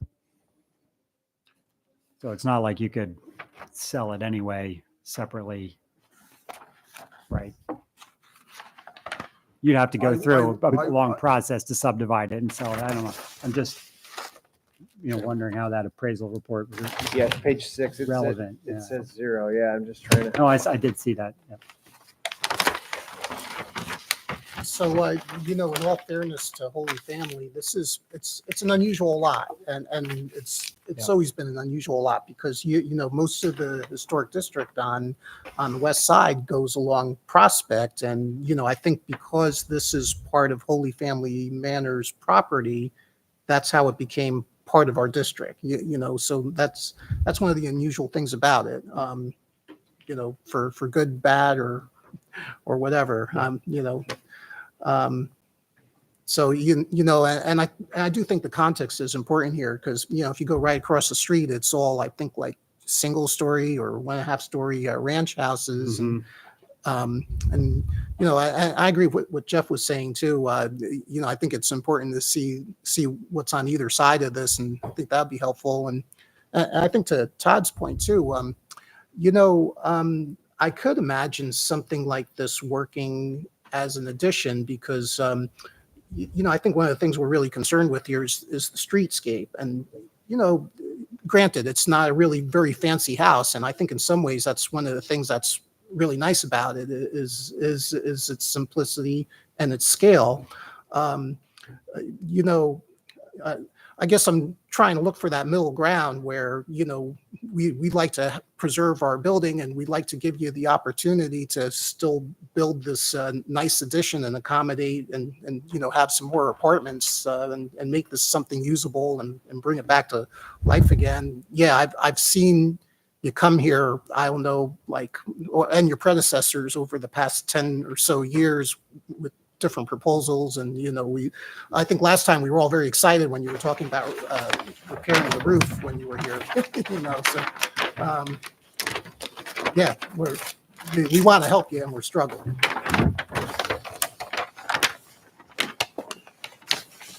Is any more questions or comments before we allow public comment? Let's hear what the public has to say. Okay, if anybody out here in the audience would like to say a few words, please come up now. And again, reminder, comments are limited to 3 minutes and must be specific to attributes of the building. Please make sure you sign in it. Please make sure you sign in as well.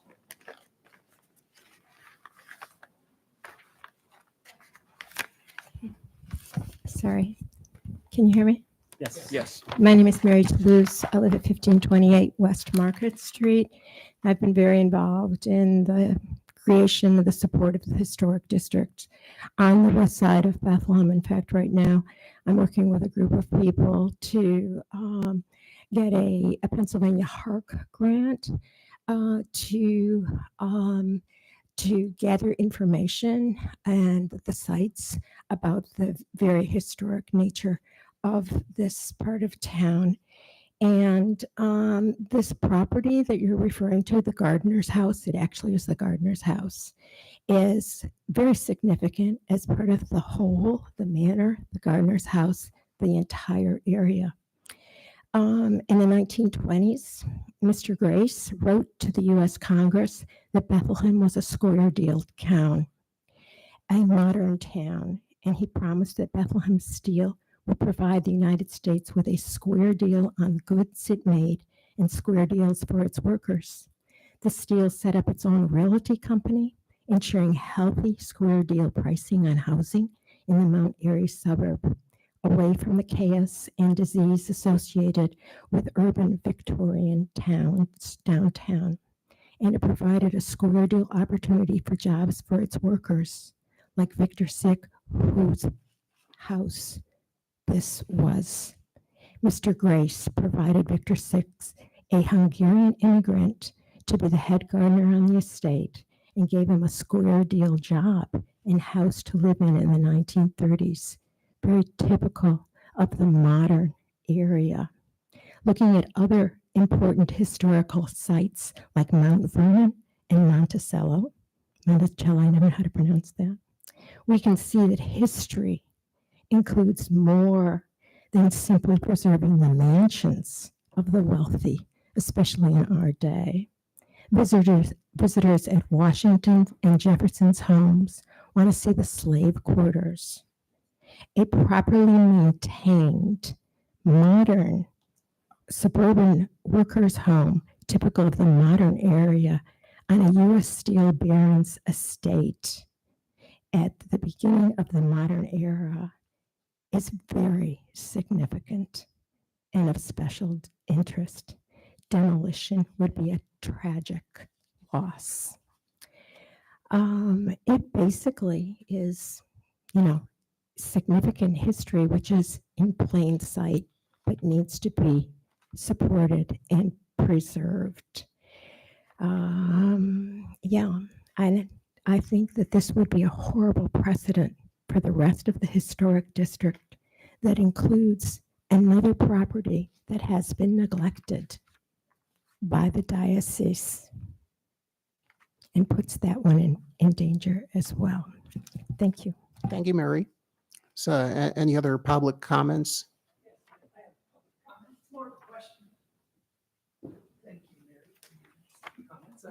Dr. Bill Pottinger from 1892 Mill Run Court. And I'm a little puzzled because there's a value here to caring for these old people, these retired people who need a home. And, the community that people get from living in a home with other elderly people, very, very significant. Why is nobody talking about this right now? This is such a critical issue. This is the core issue here for this property. Of course, there's historical value. It's nice to preserve it. But what about these people that need a home? I mean, how could we not be talking about that tonight? Sir, it's not that I disagree with you, but our mission here is for the preservation of buildings. And so that's why I ask, please comment on just attributes of the building. Thank you very much.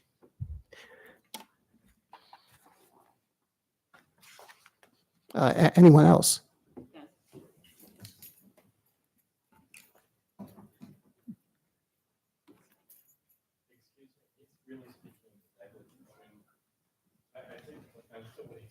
I take offense at what you're saying right now, sir. I'm just calling attention to the fact that you're talking about people going forward. If you have something to say, why don't you say it? Do you love those people that need a home? How about the homeless elderly people that don't have any money? Do you care about them?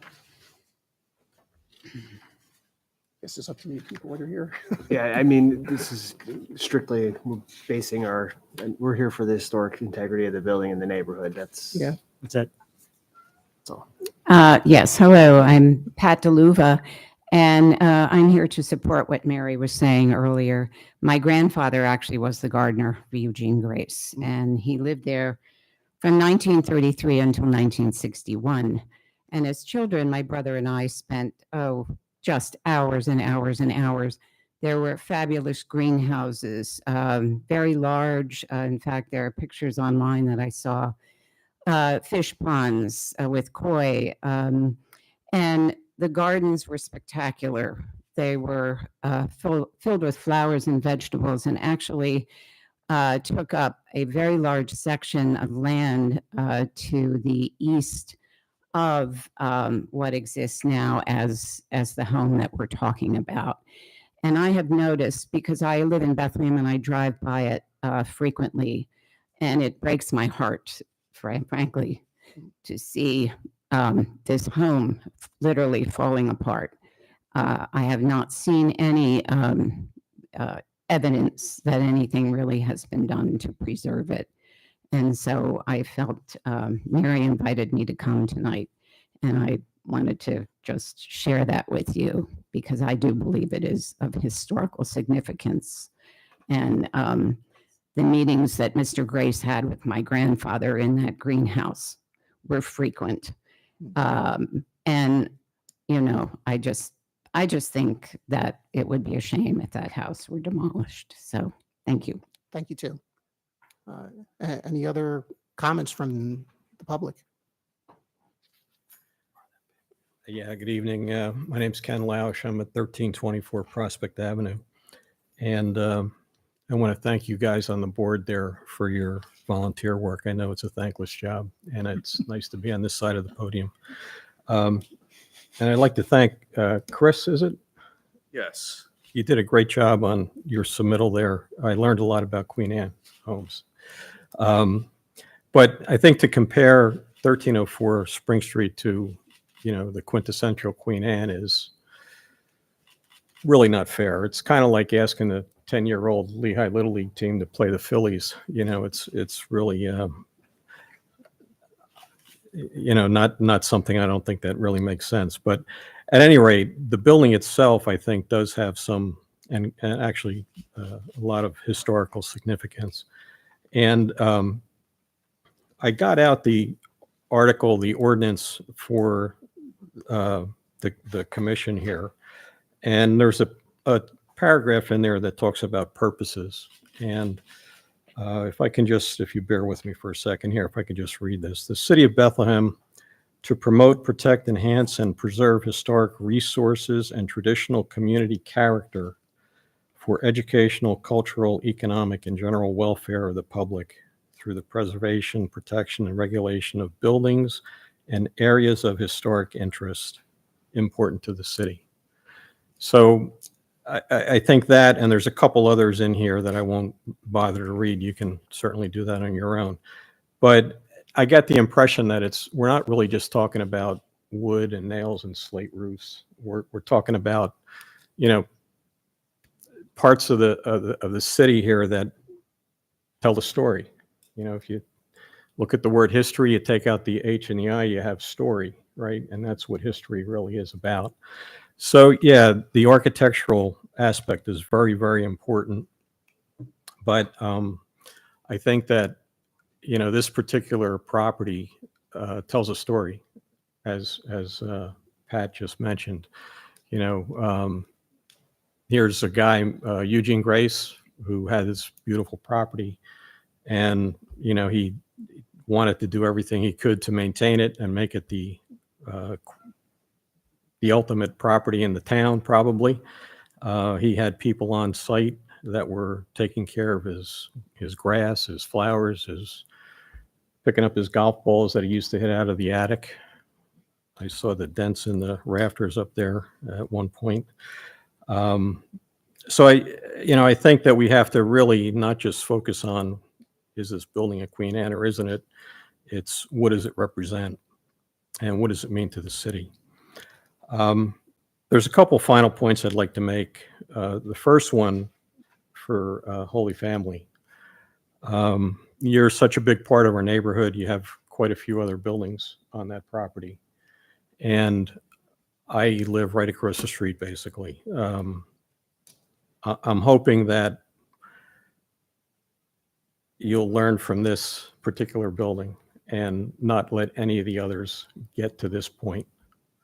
Because it's really, I think this is detrimental if we lose this building, but certainly if we lose any of the others, it'll be that much worse. And secondly, to the city, I think we need to do something before buildings get to this point. I think the board's probably going to see more of these types of requests, Oh, I can't do anything with this building because it's just in such disrepair. Well, had it been maintained, it probably wouldn't be in disrepair. And the magnitude of the economic hardship is, I think, proportional to the neglect in maintenance of the building. So if we can, everybody's talking about unity now in the country, and if we can bring that down to the city of Bethlehem level, we live in the same place. We're all, we want the same things for our family and everything, for our town. If we can work together to see that these things happen and prevent this type of thing from happening in the future, we all win. That's it. Thank you. Thank you. Any other comments from the public? Sorry. No, not at all. Okay, thanks. Okay. Gary, can I add one thing? Oh, sure, of course. So, by the way, I appreciate the comments about the historical background of this building. And while listen, I was on the district, I sat where you sat, and I would appreciate those kind of things. But it's my understanding that you can't evaluate that building based on who lived there, who slept there, or anything like that. That's why we're here. Because if that would have been a point of contention, we wouldn't be standing here. Right. Yes, it has been deteriorated, and we can't sit here and blame the current CEO because he's only been there a couple of years. It's been 20 years. Yeah, it demolition by neglect. I understand that, but I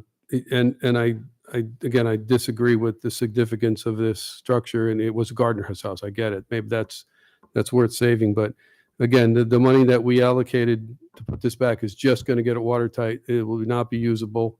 The appraisal would have showed that. So you can't even sell it. So what do we do with it? It's going to sit there and neglect more. Sal, how feasible is it to create an addition to accomplish the same program? Potentially possible. We might. I guess we have to look at what's usable in the house right now. Mhm. But it's potentially possible. I mean, they can't expand into the lot. Actually, it's not really a lot. It's all one lot to the east. I suspect we'd all be a lot more agreeable to this. Do you feel that's something you would be amenable to exploring? You'd have to ask Mr. Shadid that question. We can do anything. We can explore it. Sure. We can explore Okay. And, I would say maybe to a level of what you brought to us today. I mean, I'm not saying, change the program, same number of units. I mean, keep the front and as much of the sides as you can. Am I speaking out of turn? No, I think No. I think that that's a reasonable I don't think that, reasonable approach. I don't think we can approve demolition of this building without understanding that all the options have been explored. Understood. Right. And I think that's an important option that needs exploration prior to us making a determination. And in light of what some folks in the public have said, we're as interested in the welfare of citizens in this city as anyone else. But our specific charge relates only to the buildings, and we can't consider, the intricacies of the humanity that goes into it. They're not separated, but it's not our purview to deal with that. So if there's a mission in providing housing of some sort, or even changing the concept of what housing you provide, maybe it's single room occupancy for folks that are living down by the river. That may be something that you hadn't considered, and it's a possibility. But there are ways to deal with that, and we haven't necessarily explored all of them yet. So I don't know if that becomes A motion to table? Yeah. Craig? I would just like to add one more thing though. If we're gonna get a new option potentially of an addition, can we just get maybe, if we're gonna call this option 1, what you guys submitted today, and maybe option 2, if we can get something contextually like in the neighborhood, Yeah, if we I can agree. if we can get some sort of just site plan, I guess, with some neighboring structures. I think Jeff mentioned that. We'll provide that. The renderings should include, some hint at the context as well, right? Rather than just the building floating In outer space. Yeah. On a flying carpet. or elevations. If we don't want to go full bore renderings, I know that can be very time consuming, but some elevations or something would be helpful. Thank you. So that's a move to table. Okay.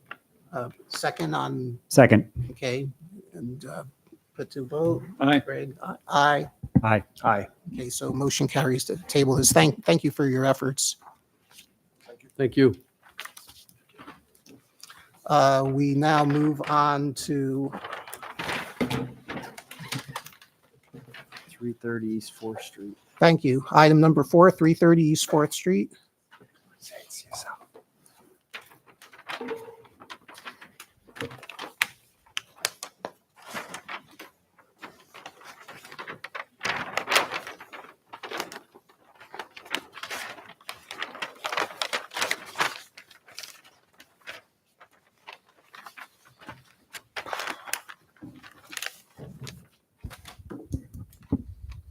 And you know, you're welcome to sit at this table Oh, too if you're Yeah, if you you're more guys, comfortable. you guys uh, could come down to the front row if you're going to speak or if you're involved in the project. Yeah, just please announce your names for us. I'm Nicholas Youssef, owner of the property. Okay.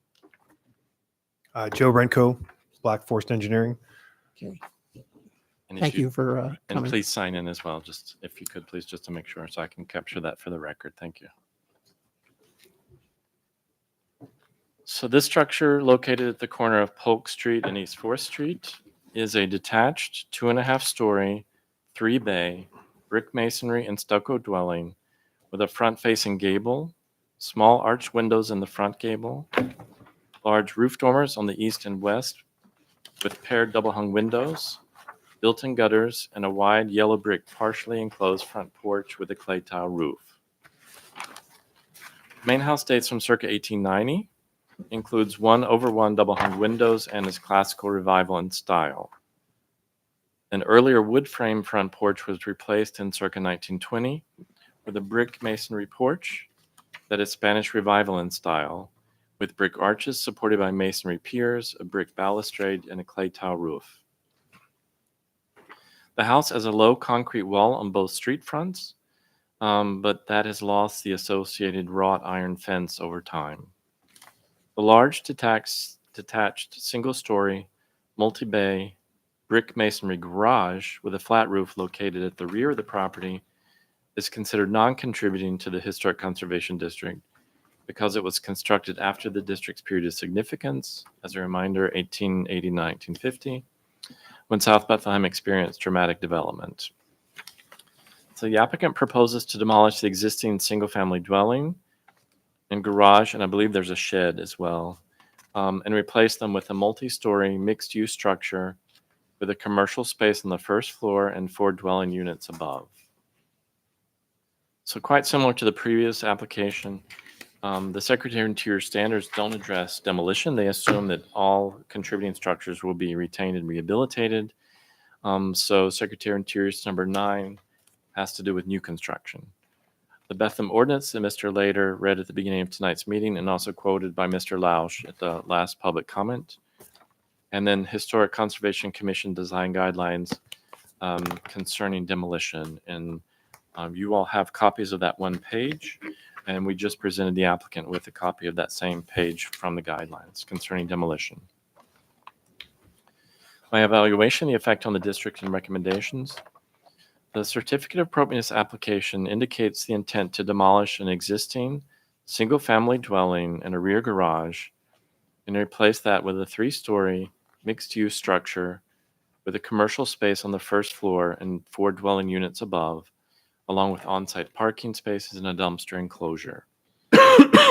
As with the previous agenda item, Article 1714 of Bethlehem City Ordinance defines contributing structures within South Bethlehem Historic Conservation District as buildings that are constructed during the district's period of significance. That would be 1880 to 1950, when South Bethlehem experienced dramatic development. Because this structure was constructed circa 1890, it is considered contributing to the district and therefore significant. I repeat, as I said before, it doesn't matter if it was a famous architect, a famous inhabitant. The important thing is it built in the period of significance? Yes, and therefore it's considered contributing. Based on my observations during a recent walk-by inspection, the structure exhibits a high level of historical integrity and also completes the end of a city block of similar 2.5-story brick masonry single-family structures, all dating from roughly the same time period. So its loss to demolition would be significant not only to the streetscape, but also to the overall district. According to relevant design guidelines, HCC does not recommend approval for demolition of significant structures. Rather, there should be an evaluation of the building's significance within the district, and confirmation is needed that all attempts to reuse the historic structure have been exhausted prior to considering demolition.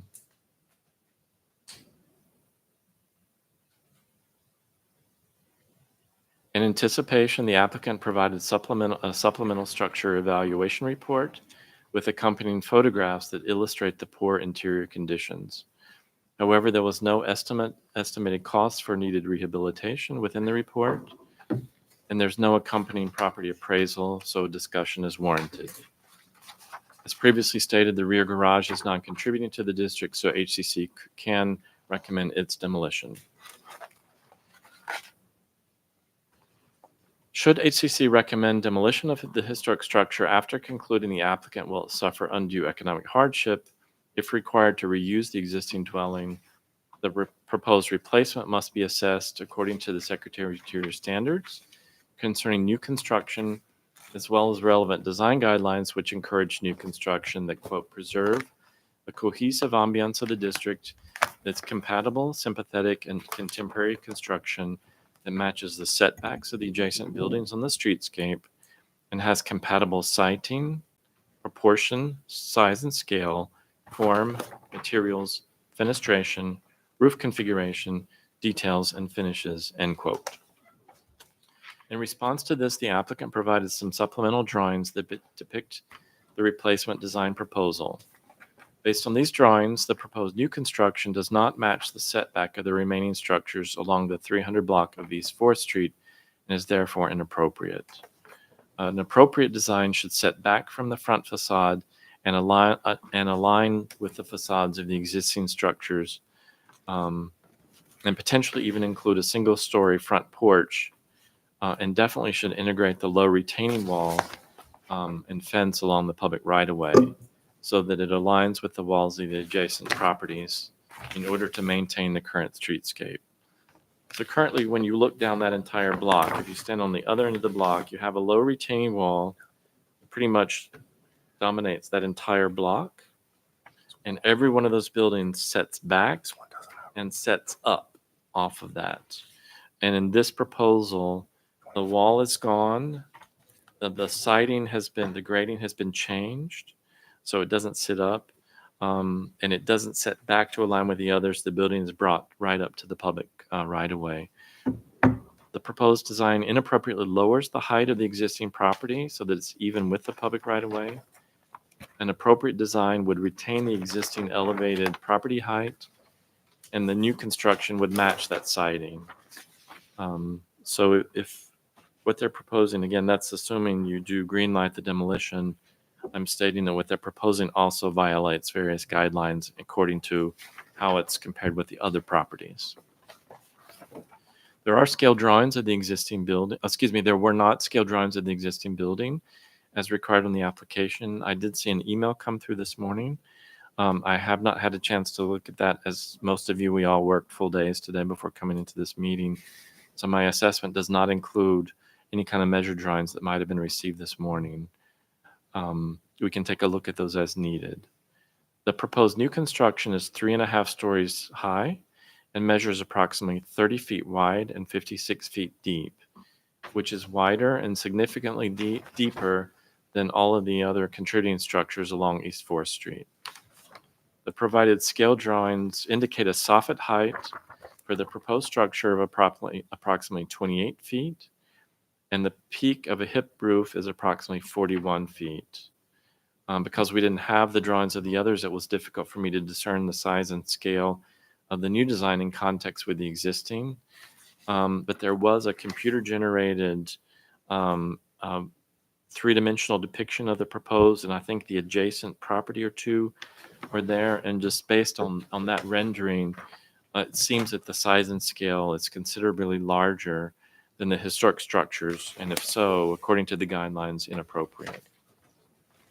They're proposing a hip roof for the new structure, and that is not a very common feature found in South Bethlehem. I think a couple of new construction projects, you've actually rejected hip roofs because we didn't find any within the immediate context of that location. So perhaps a more appropriate roof form might be explored if they go to a subsequent design phase.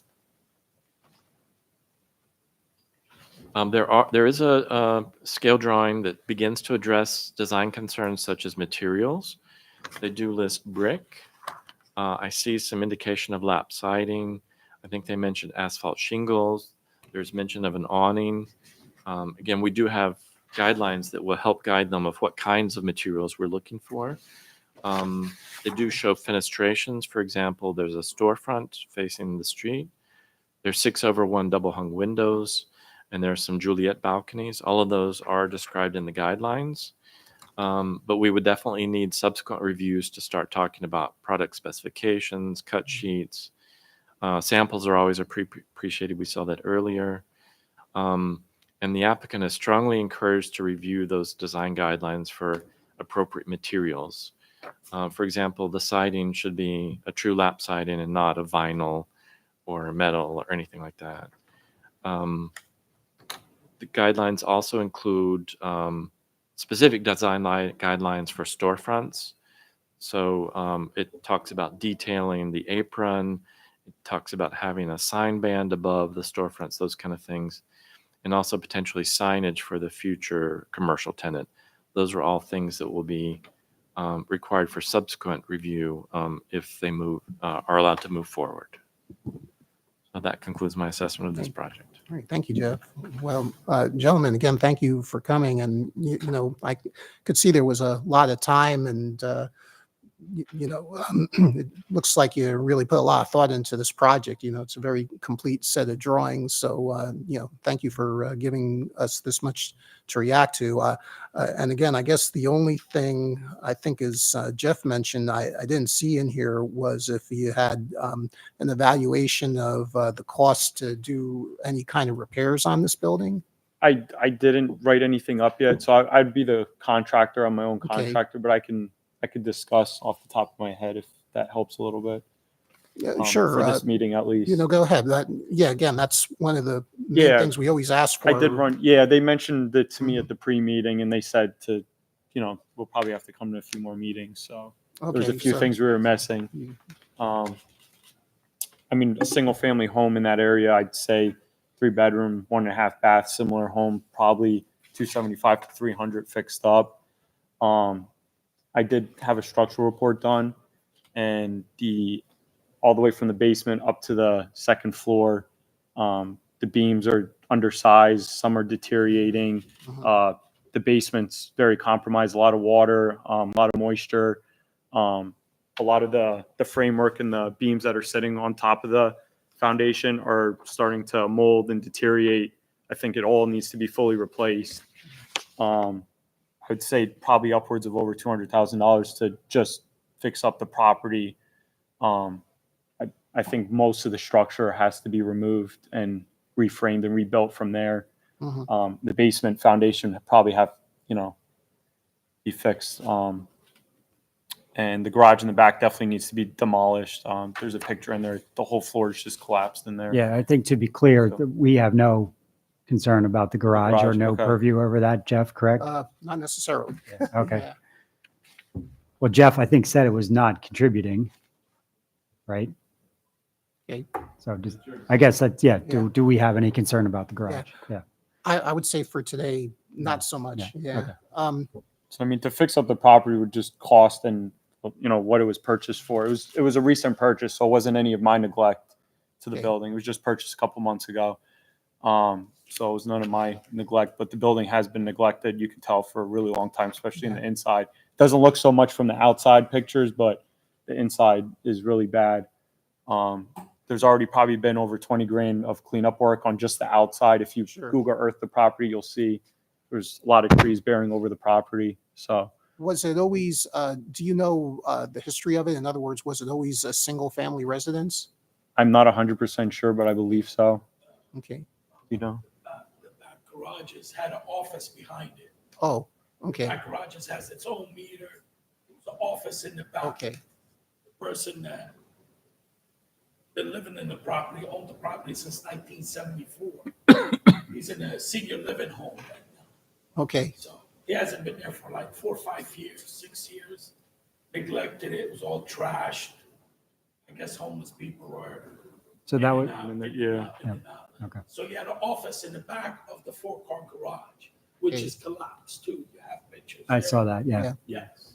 So it was a single family residence with an office and a 4-car garage. Okay. But we also have a structural engineer that did The structural report certified structural engineer. Yeah, we have the report here. Yeah. And then the proposed dwelling, I was pulling some features off. There's a building like right across the street that looks very similar. And then on that same block, there's, I think 4 houses down, it's 324 4th Street, has the similar storefront. I had a couple pictures of the 4 corners. Yeah. There's a couple storefronts in that area, and Yeah, I mean, certainly having a commercial use on the first floor, I don't think anyone here would say that that's not appropriate. It's actually required in It's that required district. by it's zoning. required if Okay. I'm Required by zoning in that district. I mean, that's the whole reason for the elevation to enter the commercial space. Have you asked your architect to explore any ways of reusing the existing shell? You know, I think that's where we're always coming from. You know, we're not so much concerned with the interior. Of course, we like that to be well maintained too, and we want it to be usable and something that it becomes a good investment for you. But, you know, I think it'd be a much easier sell for all of us if somehow you can, you know, preserve the exterior shell of the building and reuse it. And I know that's probably going to mean a lot of work, but you know, we're always in favor of, hey, you know, you're going to do an addition, and you know, you're going to get your apartments in there, and you know, it would just Good example. maybe this was already spoken about. I don't know. Yeah, I mean, I would just Well, that is on 4th Street, near Roasted, but it was a twin home.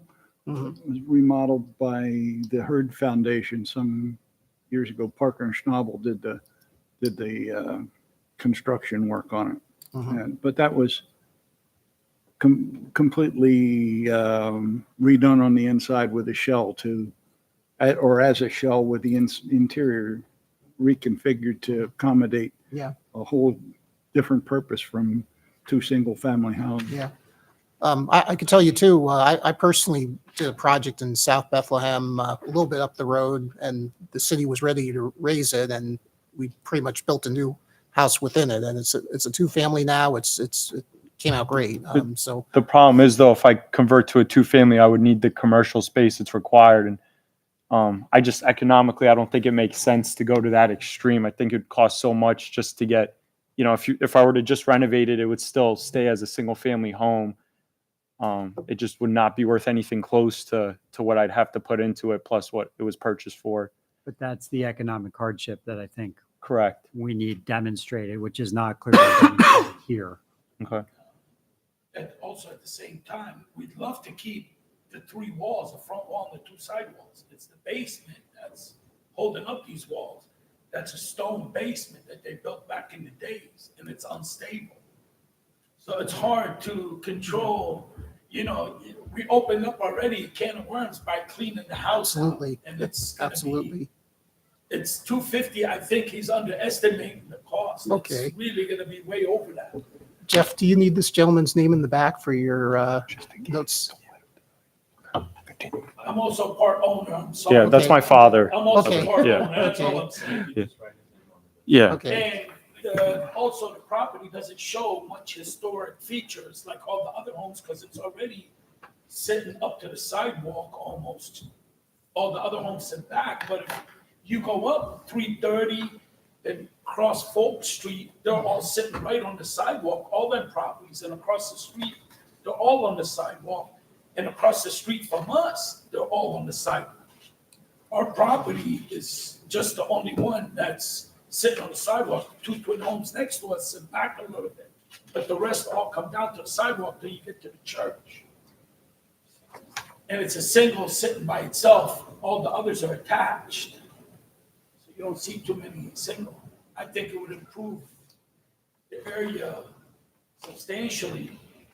And economically, it's Sir, it's not that I disagree with you, but you know, economics are not, believe it or not, economics are not part of our purview. we understand that. Yeah. But for us to be able to fix that base. It is part of that's your the problem. purview. Yeah, yeah. You know, I mean, we have a structural engineer for that. This is similar to the evaluation that we did with the properties on Third Street and Webster and Morton, where there were 9, I think, or 8 or 9 properties that they were looking to demolish. But the same idea of the retaining wall and the a collection of single families that Yeah, were. I remember the one you're talking about. Yeah. now. Oh, yeah, yeah, Uh-huh. I know what you're talking Yeah. about. And I was also recalling the discussion we had about the church too, that wanted to demolish the retaining wall. Yeah. So, you know, just from our point of view, we're very much concerned about the streetscape and maintaining, you know, what we consider to be significant features, retaining walls built to stone, porches, those sort of things. These are our guidelines, and this is our design guidelines that we've been charged with, you know, being stewards of. You know, just to understand a little bit where we come from. So, you know, when we see a building like this, and you know, believe me, I totally understand what you're going through. But you know, when I see these photos of a building with a lot of what I would say significant details, that you know, there are things about the architecture of the building that we feel contribute to the fabric of our district, and you know, that's what we're charged with preserving here and protecting.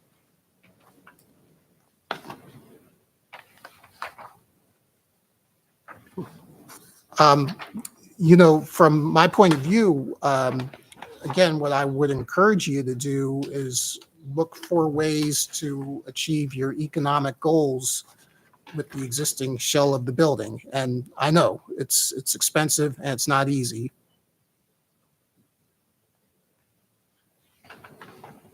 New building's not cheap either. Yeah, it's not going to be cheap at all. It just won't add up. The money to put into it and what it was paid, it just won't even be close to what the property would. I think that's what we need to see. Okay. Yeah, that's the economic I can come hardship. back. I can come part of back that. with If that's what you're going to an claim. estimate. Yeah, Yeah. we need to see that. We need to see an estimate, Okay. and you need to show us how that investment in that property causes you. I could come up with a detailed estimate. There's language in that. Yeah, you can. give Okay. me that, Mike, right? Yeah. Yeah. Yeah, you You gave could me have that, this Mike. if you'd like. Yeah. Yeah, but that's same thing. It's page 19 there. It shows Okay. about the economic hardship. They're the requirements we're going to need to see, just so we have an idea of what it's worth versus what you have to put into it, similar to what we told the last Okay. applicant. It's not our mission to challenge you. It's our mission to keep this community a place that people like you want to invest in. Okay. And so that part of that whole process is Go to ahead. go through these Yeah. discussions. Yeah, I could definitely come back with a very detailed estimate and some more photos of the interior too. I know a lot of the actual structure of the building, the brick going up, which the stucco is attached to. That's the main structure of the building. A lot of the mortar joints and stuff are failing too. So I wouldn't feel too comfortable removing everything and just leaving 4 walls. Yeah, and that's certainly not what we're expecting you to do too. Yeah. But, you know, believe me, we're sensitive to things falling down on people. Yeah. I'm just going to ask a question. We talked a little bit about the historic value of the retaining walls that are along the frontage of this property and the properties next door, which I definitely understand and respect, but Yeah. we're trying to serve 2 masters, because we're also trying to work with the city as far as bringing that storefront to the lower level, the sidewalk level storefront with walkability and everything. So in the past, how has the board handled that, where maybe you have a property that has an existing retaining wall that really can't be salvaged, but then you're sort of caught where you want to put this commercial use in the This is a new one, to tell you the truth. And Well, no, you it's know, very similar Is it? it's similar to the rectory. We have the same issue. yeah, but they weren't proposing to demolish the rectory in that case. No, They but just the wanted wall- to demolish the retaining wall. But the wall they were. We honestly, we don't have too many storefronts on that side in that block. looks like there's one, maybe two Yeah, buildings now that I'm down. thinking about it, I mean, it would almost be, the ordinance requires that the first floor is commercial in situations like that. So we'd ultimately, I mean, we'd have to work something out. I'm not saying, you know what I mean? We're not going to have to, you know, build a land bridge or anything like that. I mean, we might have to cut into the wall and make steps. And, you know what I mean? It would depend. It kind of would depend on, first of all, getting the approval to do all this, but then second of all, seeing how it lands, I guess. You know what I mean? Is it? Yeah, and that's the only reason I asked the question, because barring what comes up with the, you know, the economic analysis, Yeah. we'll come back with that. But Yeah.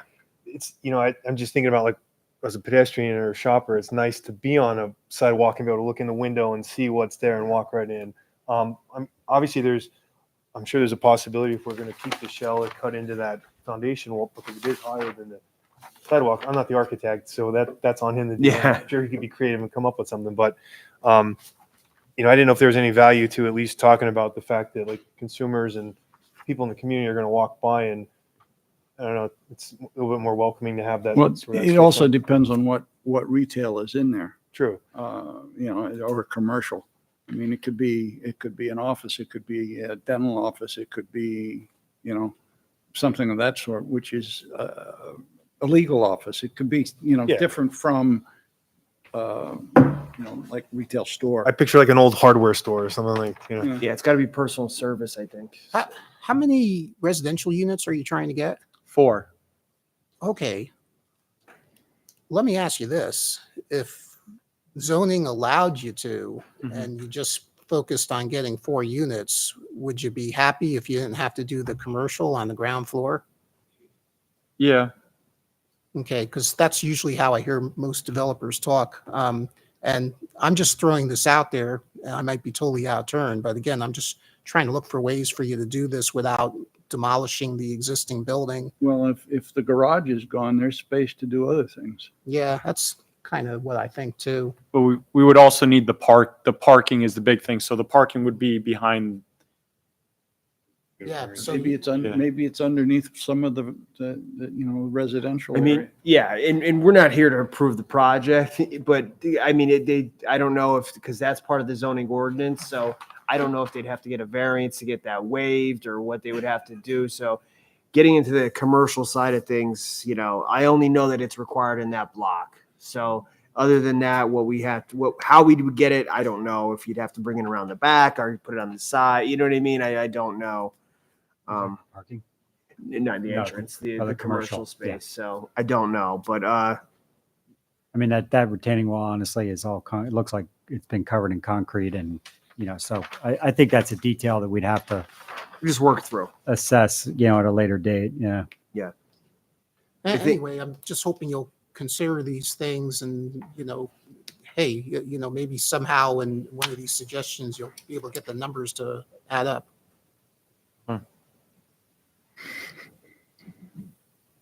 But I'll make a motion Okay. To table this discussion pending further economic evaluation of the proposed project versus, I guess, saving the project, rehabilitating the existing structure versus demolition and construction of a new structure.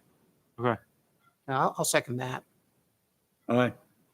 Aye. Aye. Aye. Thank you. Yeah. Yeah, likewise.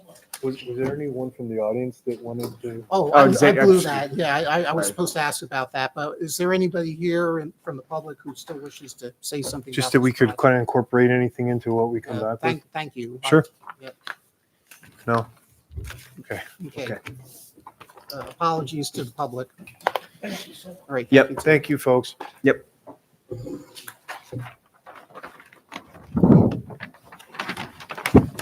Okay, and that brings us to our last agenda item, and my agenda is somewhere buried under all of this. If anyone can help me, oh, please come up. Okay, here we are. So you represent 418 Martell Street? Yes, sir. Okay, and announce your name. Edith Lasaggio. You said Edith? Yes. Okay. And sir? Scott Williamson. Scott, thank you.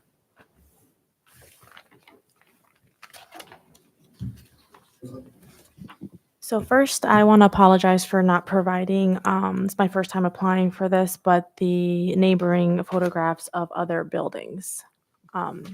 This is a property that both the homeowners and the contractors have been, coming in regarding permits and doing what we need to do to make it right, and sticking with the historic of the building as well. So if I may, then. Yes. So, thank you. Building description, period, style, and defining features. This structure, located at the corner of Martell Street and West Morton Street, is a 2.5-story, 2-bay, semi-detached brick masonry dwelling with a gable roof, a front wall dormer, and a wood-framed front porch with a shed roof. The house dates from circa 1895, has double-hung windows with segmental arched window and door openings, and is Queen Anne in style. The structure includes a 2-story brick masonry rear addition that was completed during the early 20th century, along with a single-story wood frame enclosed back porch that was constructed during the mid 20th century. The structure is the first in a series of 3 contiguous row houses along Martell Street that share common architectural features, as well as a contiguous roof line and a front porch. All exposed facades were treated with a stucco veneer and given an etched pattern often referred to as brick coat, an imitation red brick sometime during the mid-20th century. The proposed alterations, the applicant proposes to remove the brick coat siding on the 1-story rear addition and the 2-story rear wall facing 416 Martell Street and replace it with vinyl siding. Secretary of Interior standards I used for my assessment is is number 9, concerning new additions and new construction, as well as the ordinance that Mr. Later read at the beginning of tonight's meeting. So my evaluation effects on the district and recommendations. The certificate of appropriateness application indicates the intent to remove the existing and failing brick coat veneer on the 1-story enclosed back porch and also on the 2-story rear addition and replace it with vinyl siding. According to the relevant design guidelines, the brick coat veneer is inappropriate within the district because it became a common facade treatment after the district's periods of significance, which ended in 1950. So its removal on itself is considered appropriate. So they would be removing something that's inappropriate. However, the same design guidelines note that vinyl siding is similarly inappropriate because it also dates from after that same time period. So HCC traditionally will not recommend that for approval. Instead, the design guidelines mention wood siding and stucco are considered appropriate wall treatments for additions to main buildings within the district. It should be noted that HCC recently considered painted fiber cement lap siding or hardy board as comparable, but also without any kind of wood graining effect as an appropriate alternative to traditional wood siding, so discussion is warranted. So the guidelines state if they want to do siding, it should be wood siding or stucco. And you as a commission have recognized that over time, certain things are appropriate. In this case, hardy board would be appropriate. The application says that any kind of alterations to exterior walls required scale drawings, and I could not find any scale drawings. There were some photographs. I also did a walk-by visual inspection. During that inspection, I noted that the brick coat was basically removed completely from the 1-story rear enclosed porch, and also from significant portions of the 2-story rear addition. So the narrative states it would just be the wall that faces the adjacent building, but when you stand behind the building, the removal has already moved to the next facade. So it would not only be hidden between the two buildings, but it's also visible wrapping the corner of what I'll call the rear of the building. Admittedly, my walkthrough was a couple of weeks ago. I don't know if they found a clear delineation where they want to stop and start, or if they're going to keep going. It wasn't really clear to me. should, important details such as outside corners, junctions with the windows and door openings, the termination at the base of the wall, etc. Those are all things that we typically, that's why drawings are required. We would see those, we would understand how they're going to do that. Oftentimes there's a trim piece at the corner. There's definitely going to be some kind of an apron assembly at the bottom. How are they going to frame around those windows? Those are traditionally things that we discuss, and that's why drawings are expected. I also noted that there is existing vinyl siding on the rear of the adjacent structure. So we did go into the city's database, and HCC never assessed that vinyl siding. So that means either that vinyl siding was installed prior to the creation of HCC, or that owner did not come to you and install the vinyl siding without permission. And I'm stating that because I don't want that to be the reason that you're approving vinyl siding, because you can't use something that was never approved as justification for moving forward. Also, during my inspection, I noticed on the front of the building, so right now the focus is the rear. So the front facing Martell Street, all of the siding in the upper gable, and that's a significant area of wall facade, all of that has been removed. And there's no indication in the application, no mention of that. And I'm just as concerned about what's happening on the front facade as what I'm concerned about with what they put forward on the rear facade. So that concludes my assessment. Well, again, thank you both for coming tonight. What is underneath the brick coat you're removing? I mean, is there siding that you can repair? Okay. The brick coat on the back of the building on the upper half is the stucco, the brick coat. On the addition part is what they had done. They had run the stucco across that wall of the addition, which was probably built back in the late 1900s.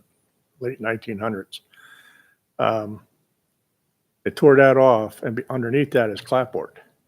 Okay, I can make that out in some of the photos. And on the sidewall that you can't see was originally, what was on there originally? That brick. Oh, I'm sorry. Faux brick style. The original siding that was on there, there was 3 sidings. The first siding was 5/4 by 8 planking used for the main walls. And then after that, they put on clapboard. It was a double And cap. after the clapboard, they Double put cap. on, Double cap. after the clapboard, they put on insul brick. And that was the only thing left on that wall was insul brick. Then the only part that you see from the back is the original stucco. Down on the lower front porch or lower back porch, they also had insul brick on that, correct? Yes. Yeah, so that was insul brick, which was all rotted away. Do you have pictures of that? The inspection report will show you, and I can also answer the architect's question to what happened. Mainly I was just wondering if the clapboard is anything that you can repair and restore. No, Okay. it's pretty badly cracked.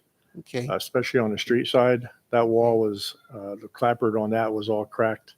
I mean, if it came down and pushed to shove, you could replace that with clapboard again. Or a hardy board. Or the hardy board, hardy plank. You can do that. But in that case, would just be the back half. I don't see why you would have to do the side wall that you can't see that faces the other house. That could probably stay vinyl siding. Put vinyl on that, because you're never going to see that. And then the only part that you're going to see from the street view would be the side wall, of course, that faces the street.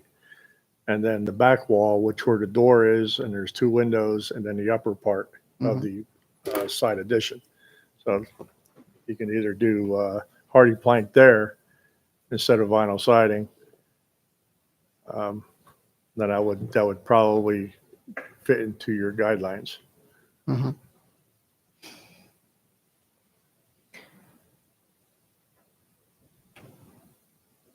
May I? Yeah. So the front, and like I mentioned before, this is my first time applying. Thank you for having us. When I did apply and actually coming to this meeting, we all noticed that there was something that was missed, which is the vinyl scallop shingle that exists on the neighboring properties of those row homes. And that's not pictured here because, again, I made the application and I did not include that on accident. And to answer the architect's questions regarding what was there, what I believe was there was like a wood shingle. So when we did do the roofing repairs, and as the gentleman over there mentioned as well, when things are moved or done for repair work, things started to fall, and it was a dilapidated building. The owners just purchased a home. Okay. It's a home, and I have the inspection report. I'm sure you have access to the inspection report. That the condition was, in fact, it could have also been demolition because of neglect on how bad it was maintained from the previous owner. But that is the neighboring properties are vinyl scallop shingles, which I'm proposing that would match in color and match in style. At the top, just in the peak, Just right? at the A-frame facade, correct. And also with the architect making the comment on the neighboring property, there are other properties. It actually shares sort of like a backyard patio to another property that is in fact vinyl siding. So unless he can look up and see with the HCC if that was then approved, because that is also, again, vinyl siding, a hardy board plank, or even an LP smart siding could be a viable option. It is a wood siding as well, but again, and I know you don't say with the economical, but economically speaking for the homeowners, I know that is double in price. Which is double the Material. the hardy or the Material and labor, sir, yes, because the hardy is hardy. double or the smart Uh, side. LP smart siding is slightly less expensive, but it is a viable option as well. Both LP smart siding and hardy board siding will require it to be sealed to maintain its integrity, really.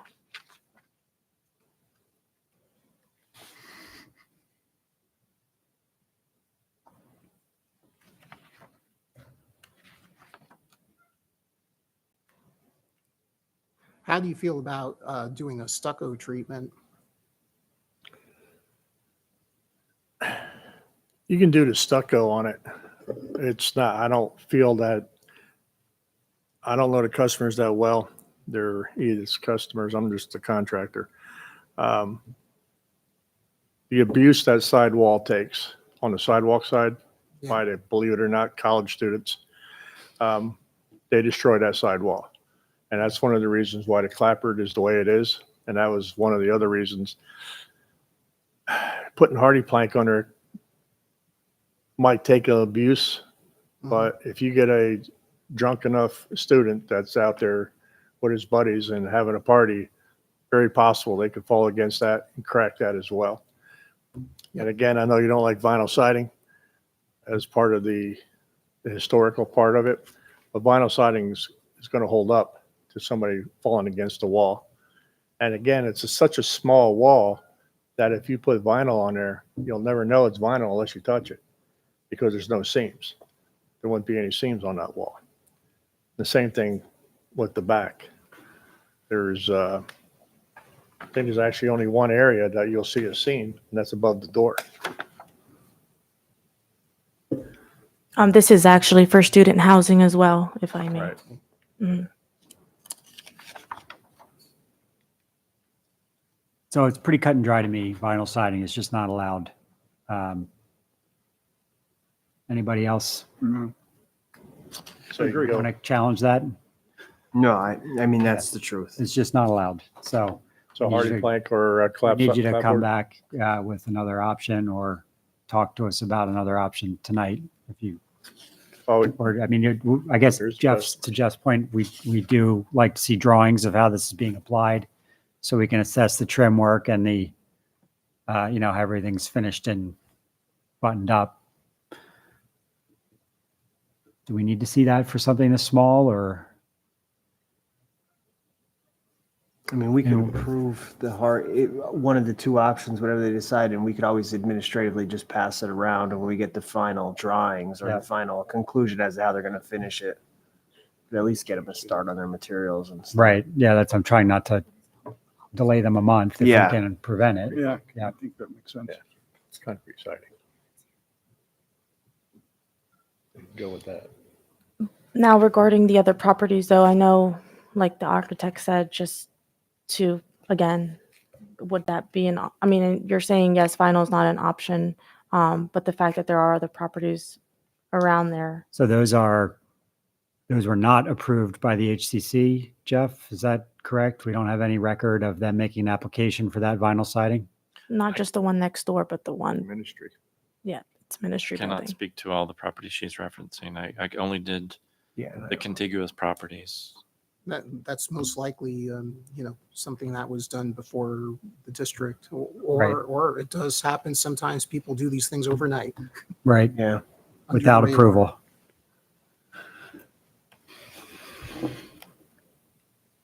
Yeah, I think we have our answer then.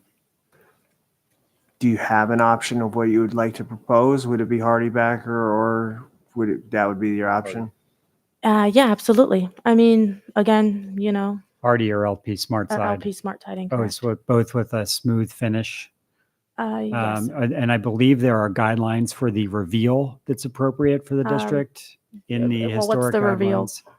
Do you remember, Jeff? Is it 6? A 6-inch. I do Exposure. not remember off the top of my head. It's in the guidelines. We expect you to comply with the guidelines. It's either 6 or 7. I'm sorry, I don't Right, have it in the top yeah. of my head. God, that sounds kind of like a motion, but before we go to your motion, is there anybody in the audience who would like to comment on this project pertaining to the building? And and before we go to a motion, do we need to talk about the siding and the gable on the Yes. front of the building, right?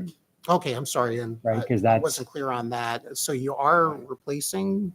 that siding? Yes, now that is, the neighboring properties are the Cedar Impression Scallop Vinyl Shingle, sir. Yeah, I'm looking at it right now, and at least in the photos on Google Earth, they look like they're in pretty good condition. But I guess that's not. the Oh, yeah, case. no, sir. Yeah. This Yeah. property's in pretty rough shape. Okay. The one that they're working on. Even that gable. And Mhm. that siding has been removed. Correct, sir. So we're Well, just, and all right. reasons were because of the, roof installation and things just really falling apart with how Mhm. bad the building was. yeah, and so we condition, need to just talk about what's going back on. Yeah, and then like Scott mentioned before, in the center between the homes, The breezeway. you can't see it. On the breezeway That, there. that wall is not visible No. from the street. It's not Part of visible. it is, and part of it isn't. The wraparound, like Yeah, Yeah, the It's corner a- could be a. It's a 3-sided 1-story addition off of a 3-sided 2-story addition. You can see obviously 2 of those 3 facades, one on the street and one from the alley or whatever it is. Admittedly, you cannot see Oh, yeah, the so third facade that faces that the. begs the question, which of those 3 walls Yeah. is the historic commission Yeah. responsible for talking about? So I guess we're talking Yeah, about the this, one- and the one that we can't see. You right? can't Right, see the it. one we can't see. I don't know that there's, I mean, I propose maybe the corner, right? yeah. And with the drawings that you want. that's what we'd want to see, how you're going to Exactly. wrap it around, how Exactly. you're going to bring it around the corner and finish it Perfect. off. That would be done with 1x4, 5/4x4 board with the AZAC. You can wrap that with AZAC. Yeah, I mean, the LP has the same corner boards Yeah, they that have are, the you corner know what I boards as mean? well. It's part of the same system. So, So just make sure those kind of details are captured in the requested drawing. Yep. and then what does the commission feel about the vinyl siding in the gable? You want to talk about that? It does go in a couple houses on the way down, doesn't it? If you look at your Google map. Yeah, it's Yeah, like there's 3 properties on the corner, Right. right? Well, the 2 next to the property and Yeah. They have the- that. yep. You'd kind of be an oddball to put something different. Yes. And just- to be honest, because it's up so high, 3 stories, it's probably not distinguishable from And it's- cedar, and how it's it's also only- a solid material and not The other thing that you have to Just, consider is that it's replacing in kind what was there. Right. Yeah, Correct. what I'm saying is I don't Yeah. necessarily object to the vinyl scalloped siding in the gable, right? No, I don't have a problem with that. Aye. Okay.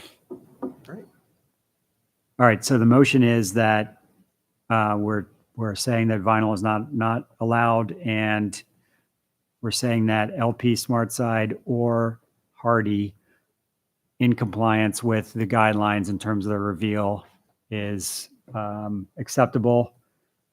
And you would submit drawings of how you're going to trim that all out for approval administratively, right? To the code office. Yeah. Yep. And where could we find the exposure that's appropriate for the board then? There's historic guidelines on the City of Bethlehem website. I'll give you my card. If you want to send me an email, I could email you that stuff tomorrow. Yes, please. Thank you. So we're okay with the front for the vinyl? And yeah, part of that motion is we find the scalloped vinyl in the gable acceptable. Yeah, I apologize again for, No worries. sorry. Okay, we've seen worse. Yeah, Don't worry about it. that's my motion. Okay, I'll second. Yep. Craig got it. okay, great. Let's put it to a vote. Aye. Craig Evans, I vote aye. Tom, Aye. And Mike And aye. Simonson. Okay, great. Thank you all. Thank you. And thank you for your efforts. Yeah, just send me an email tomorrow and I'll email you the reveal stuff. Okay? Yep. Just looking to see if it is anywhere in here, but It is, I know, I've seen it. good.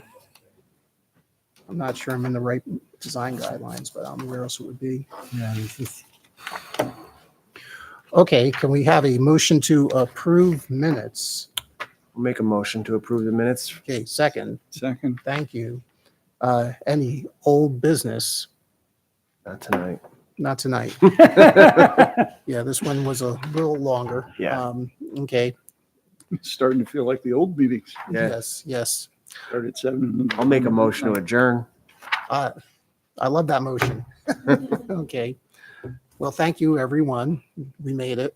Do I get a second? sure. I'm going to give you an amen.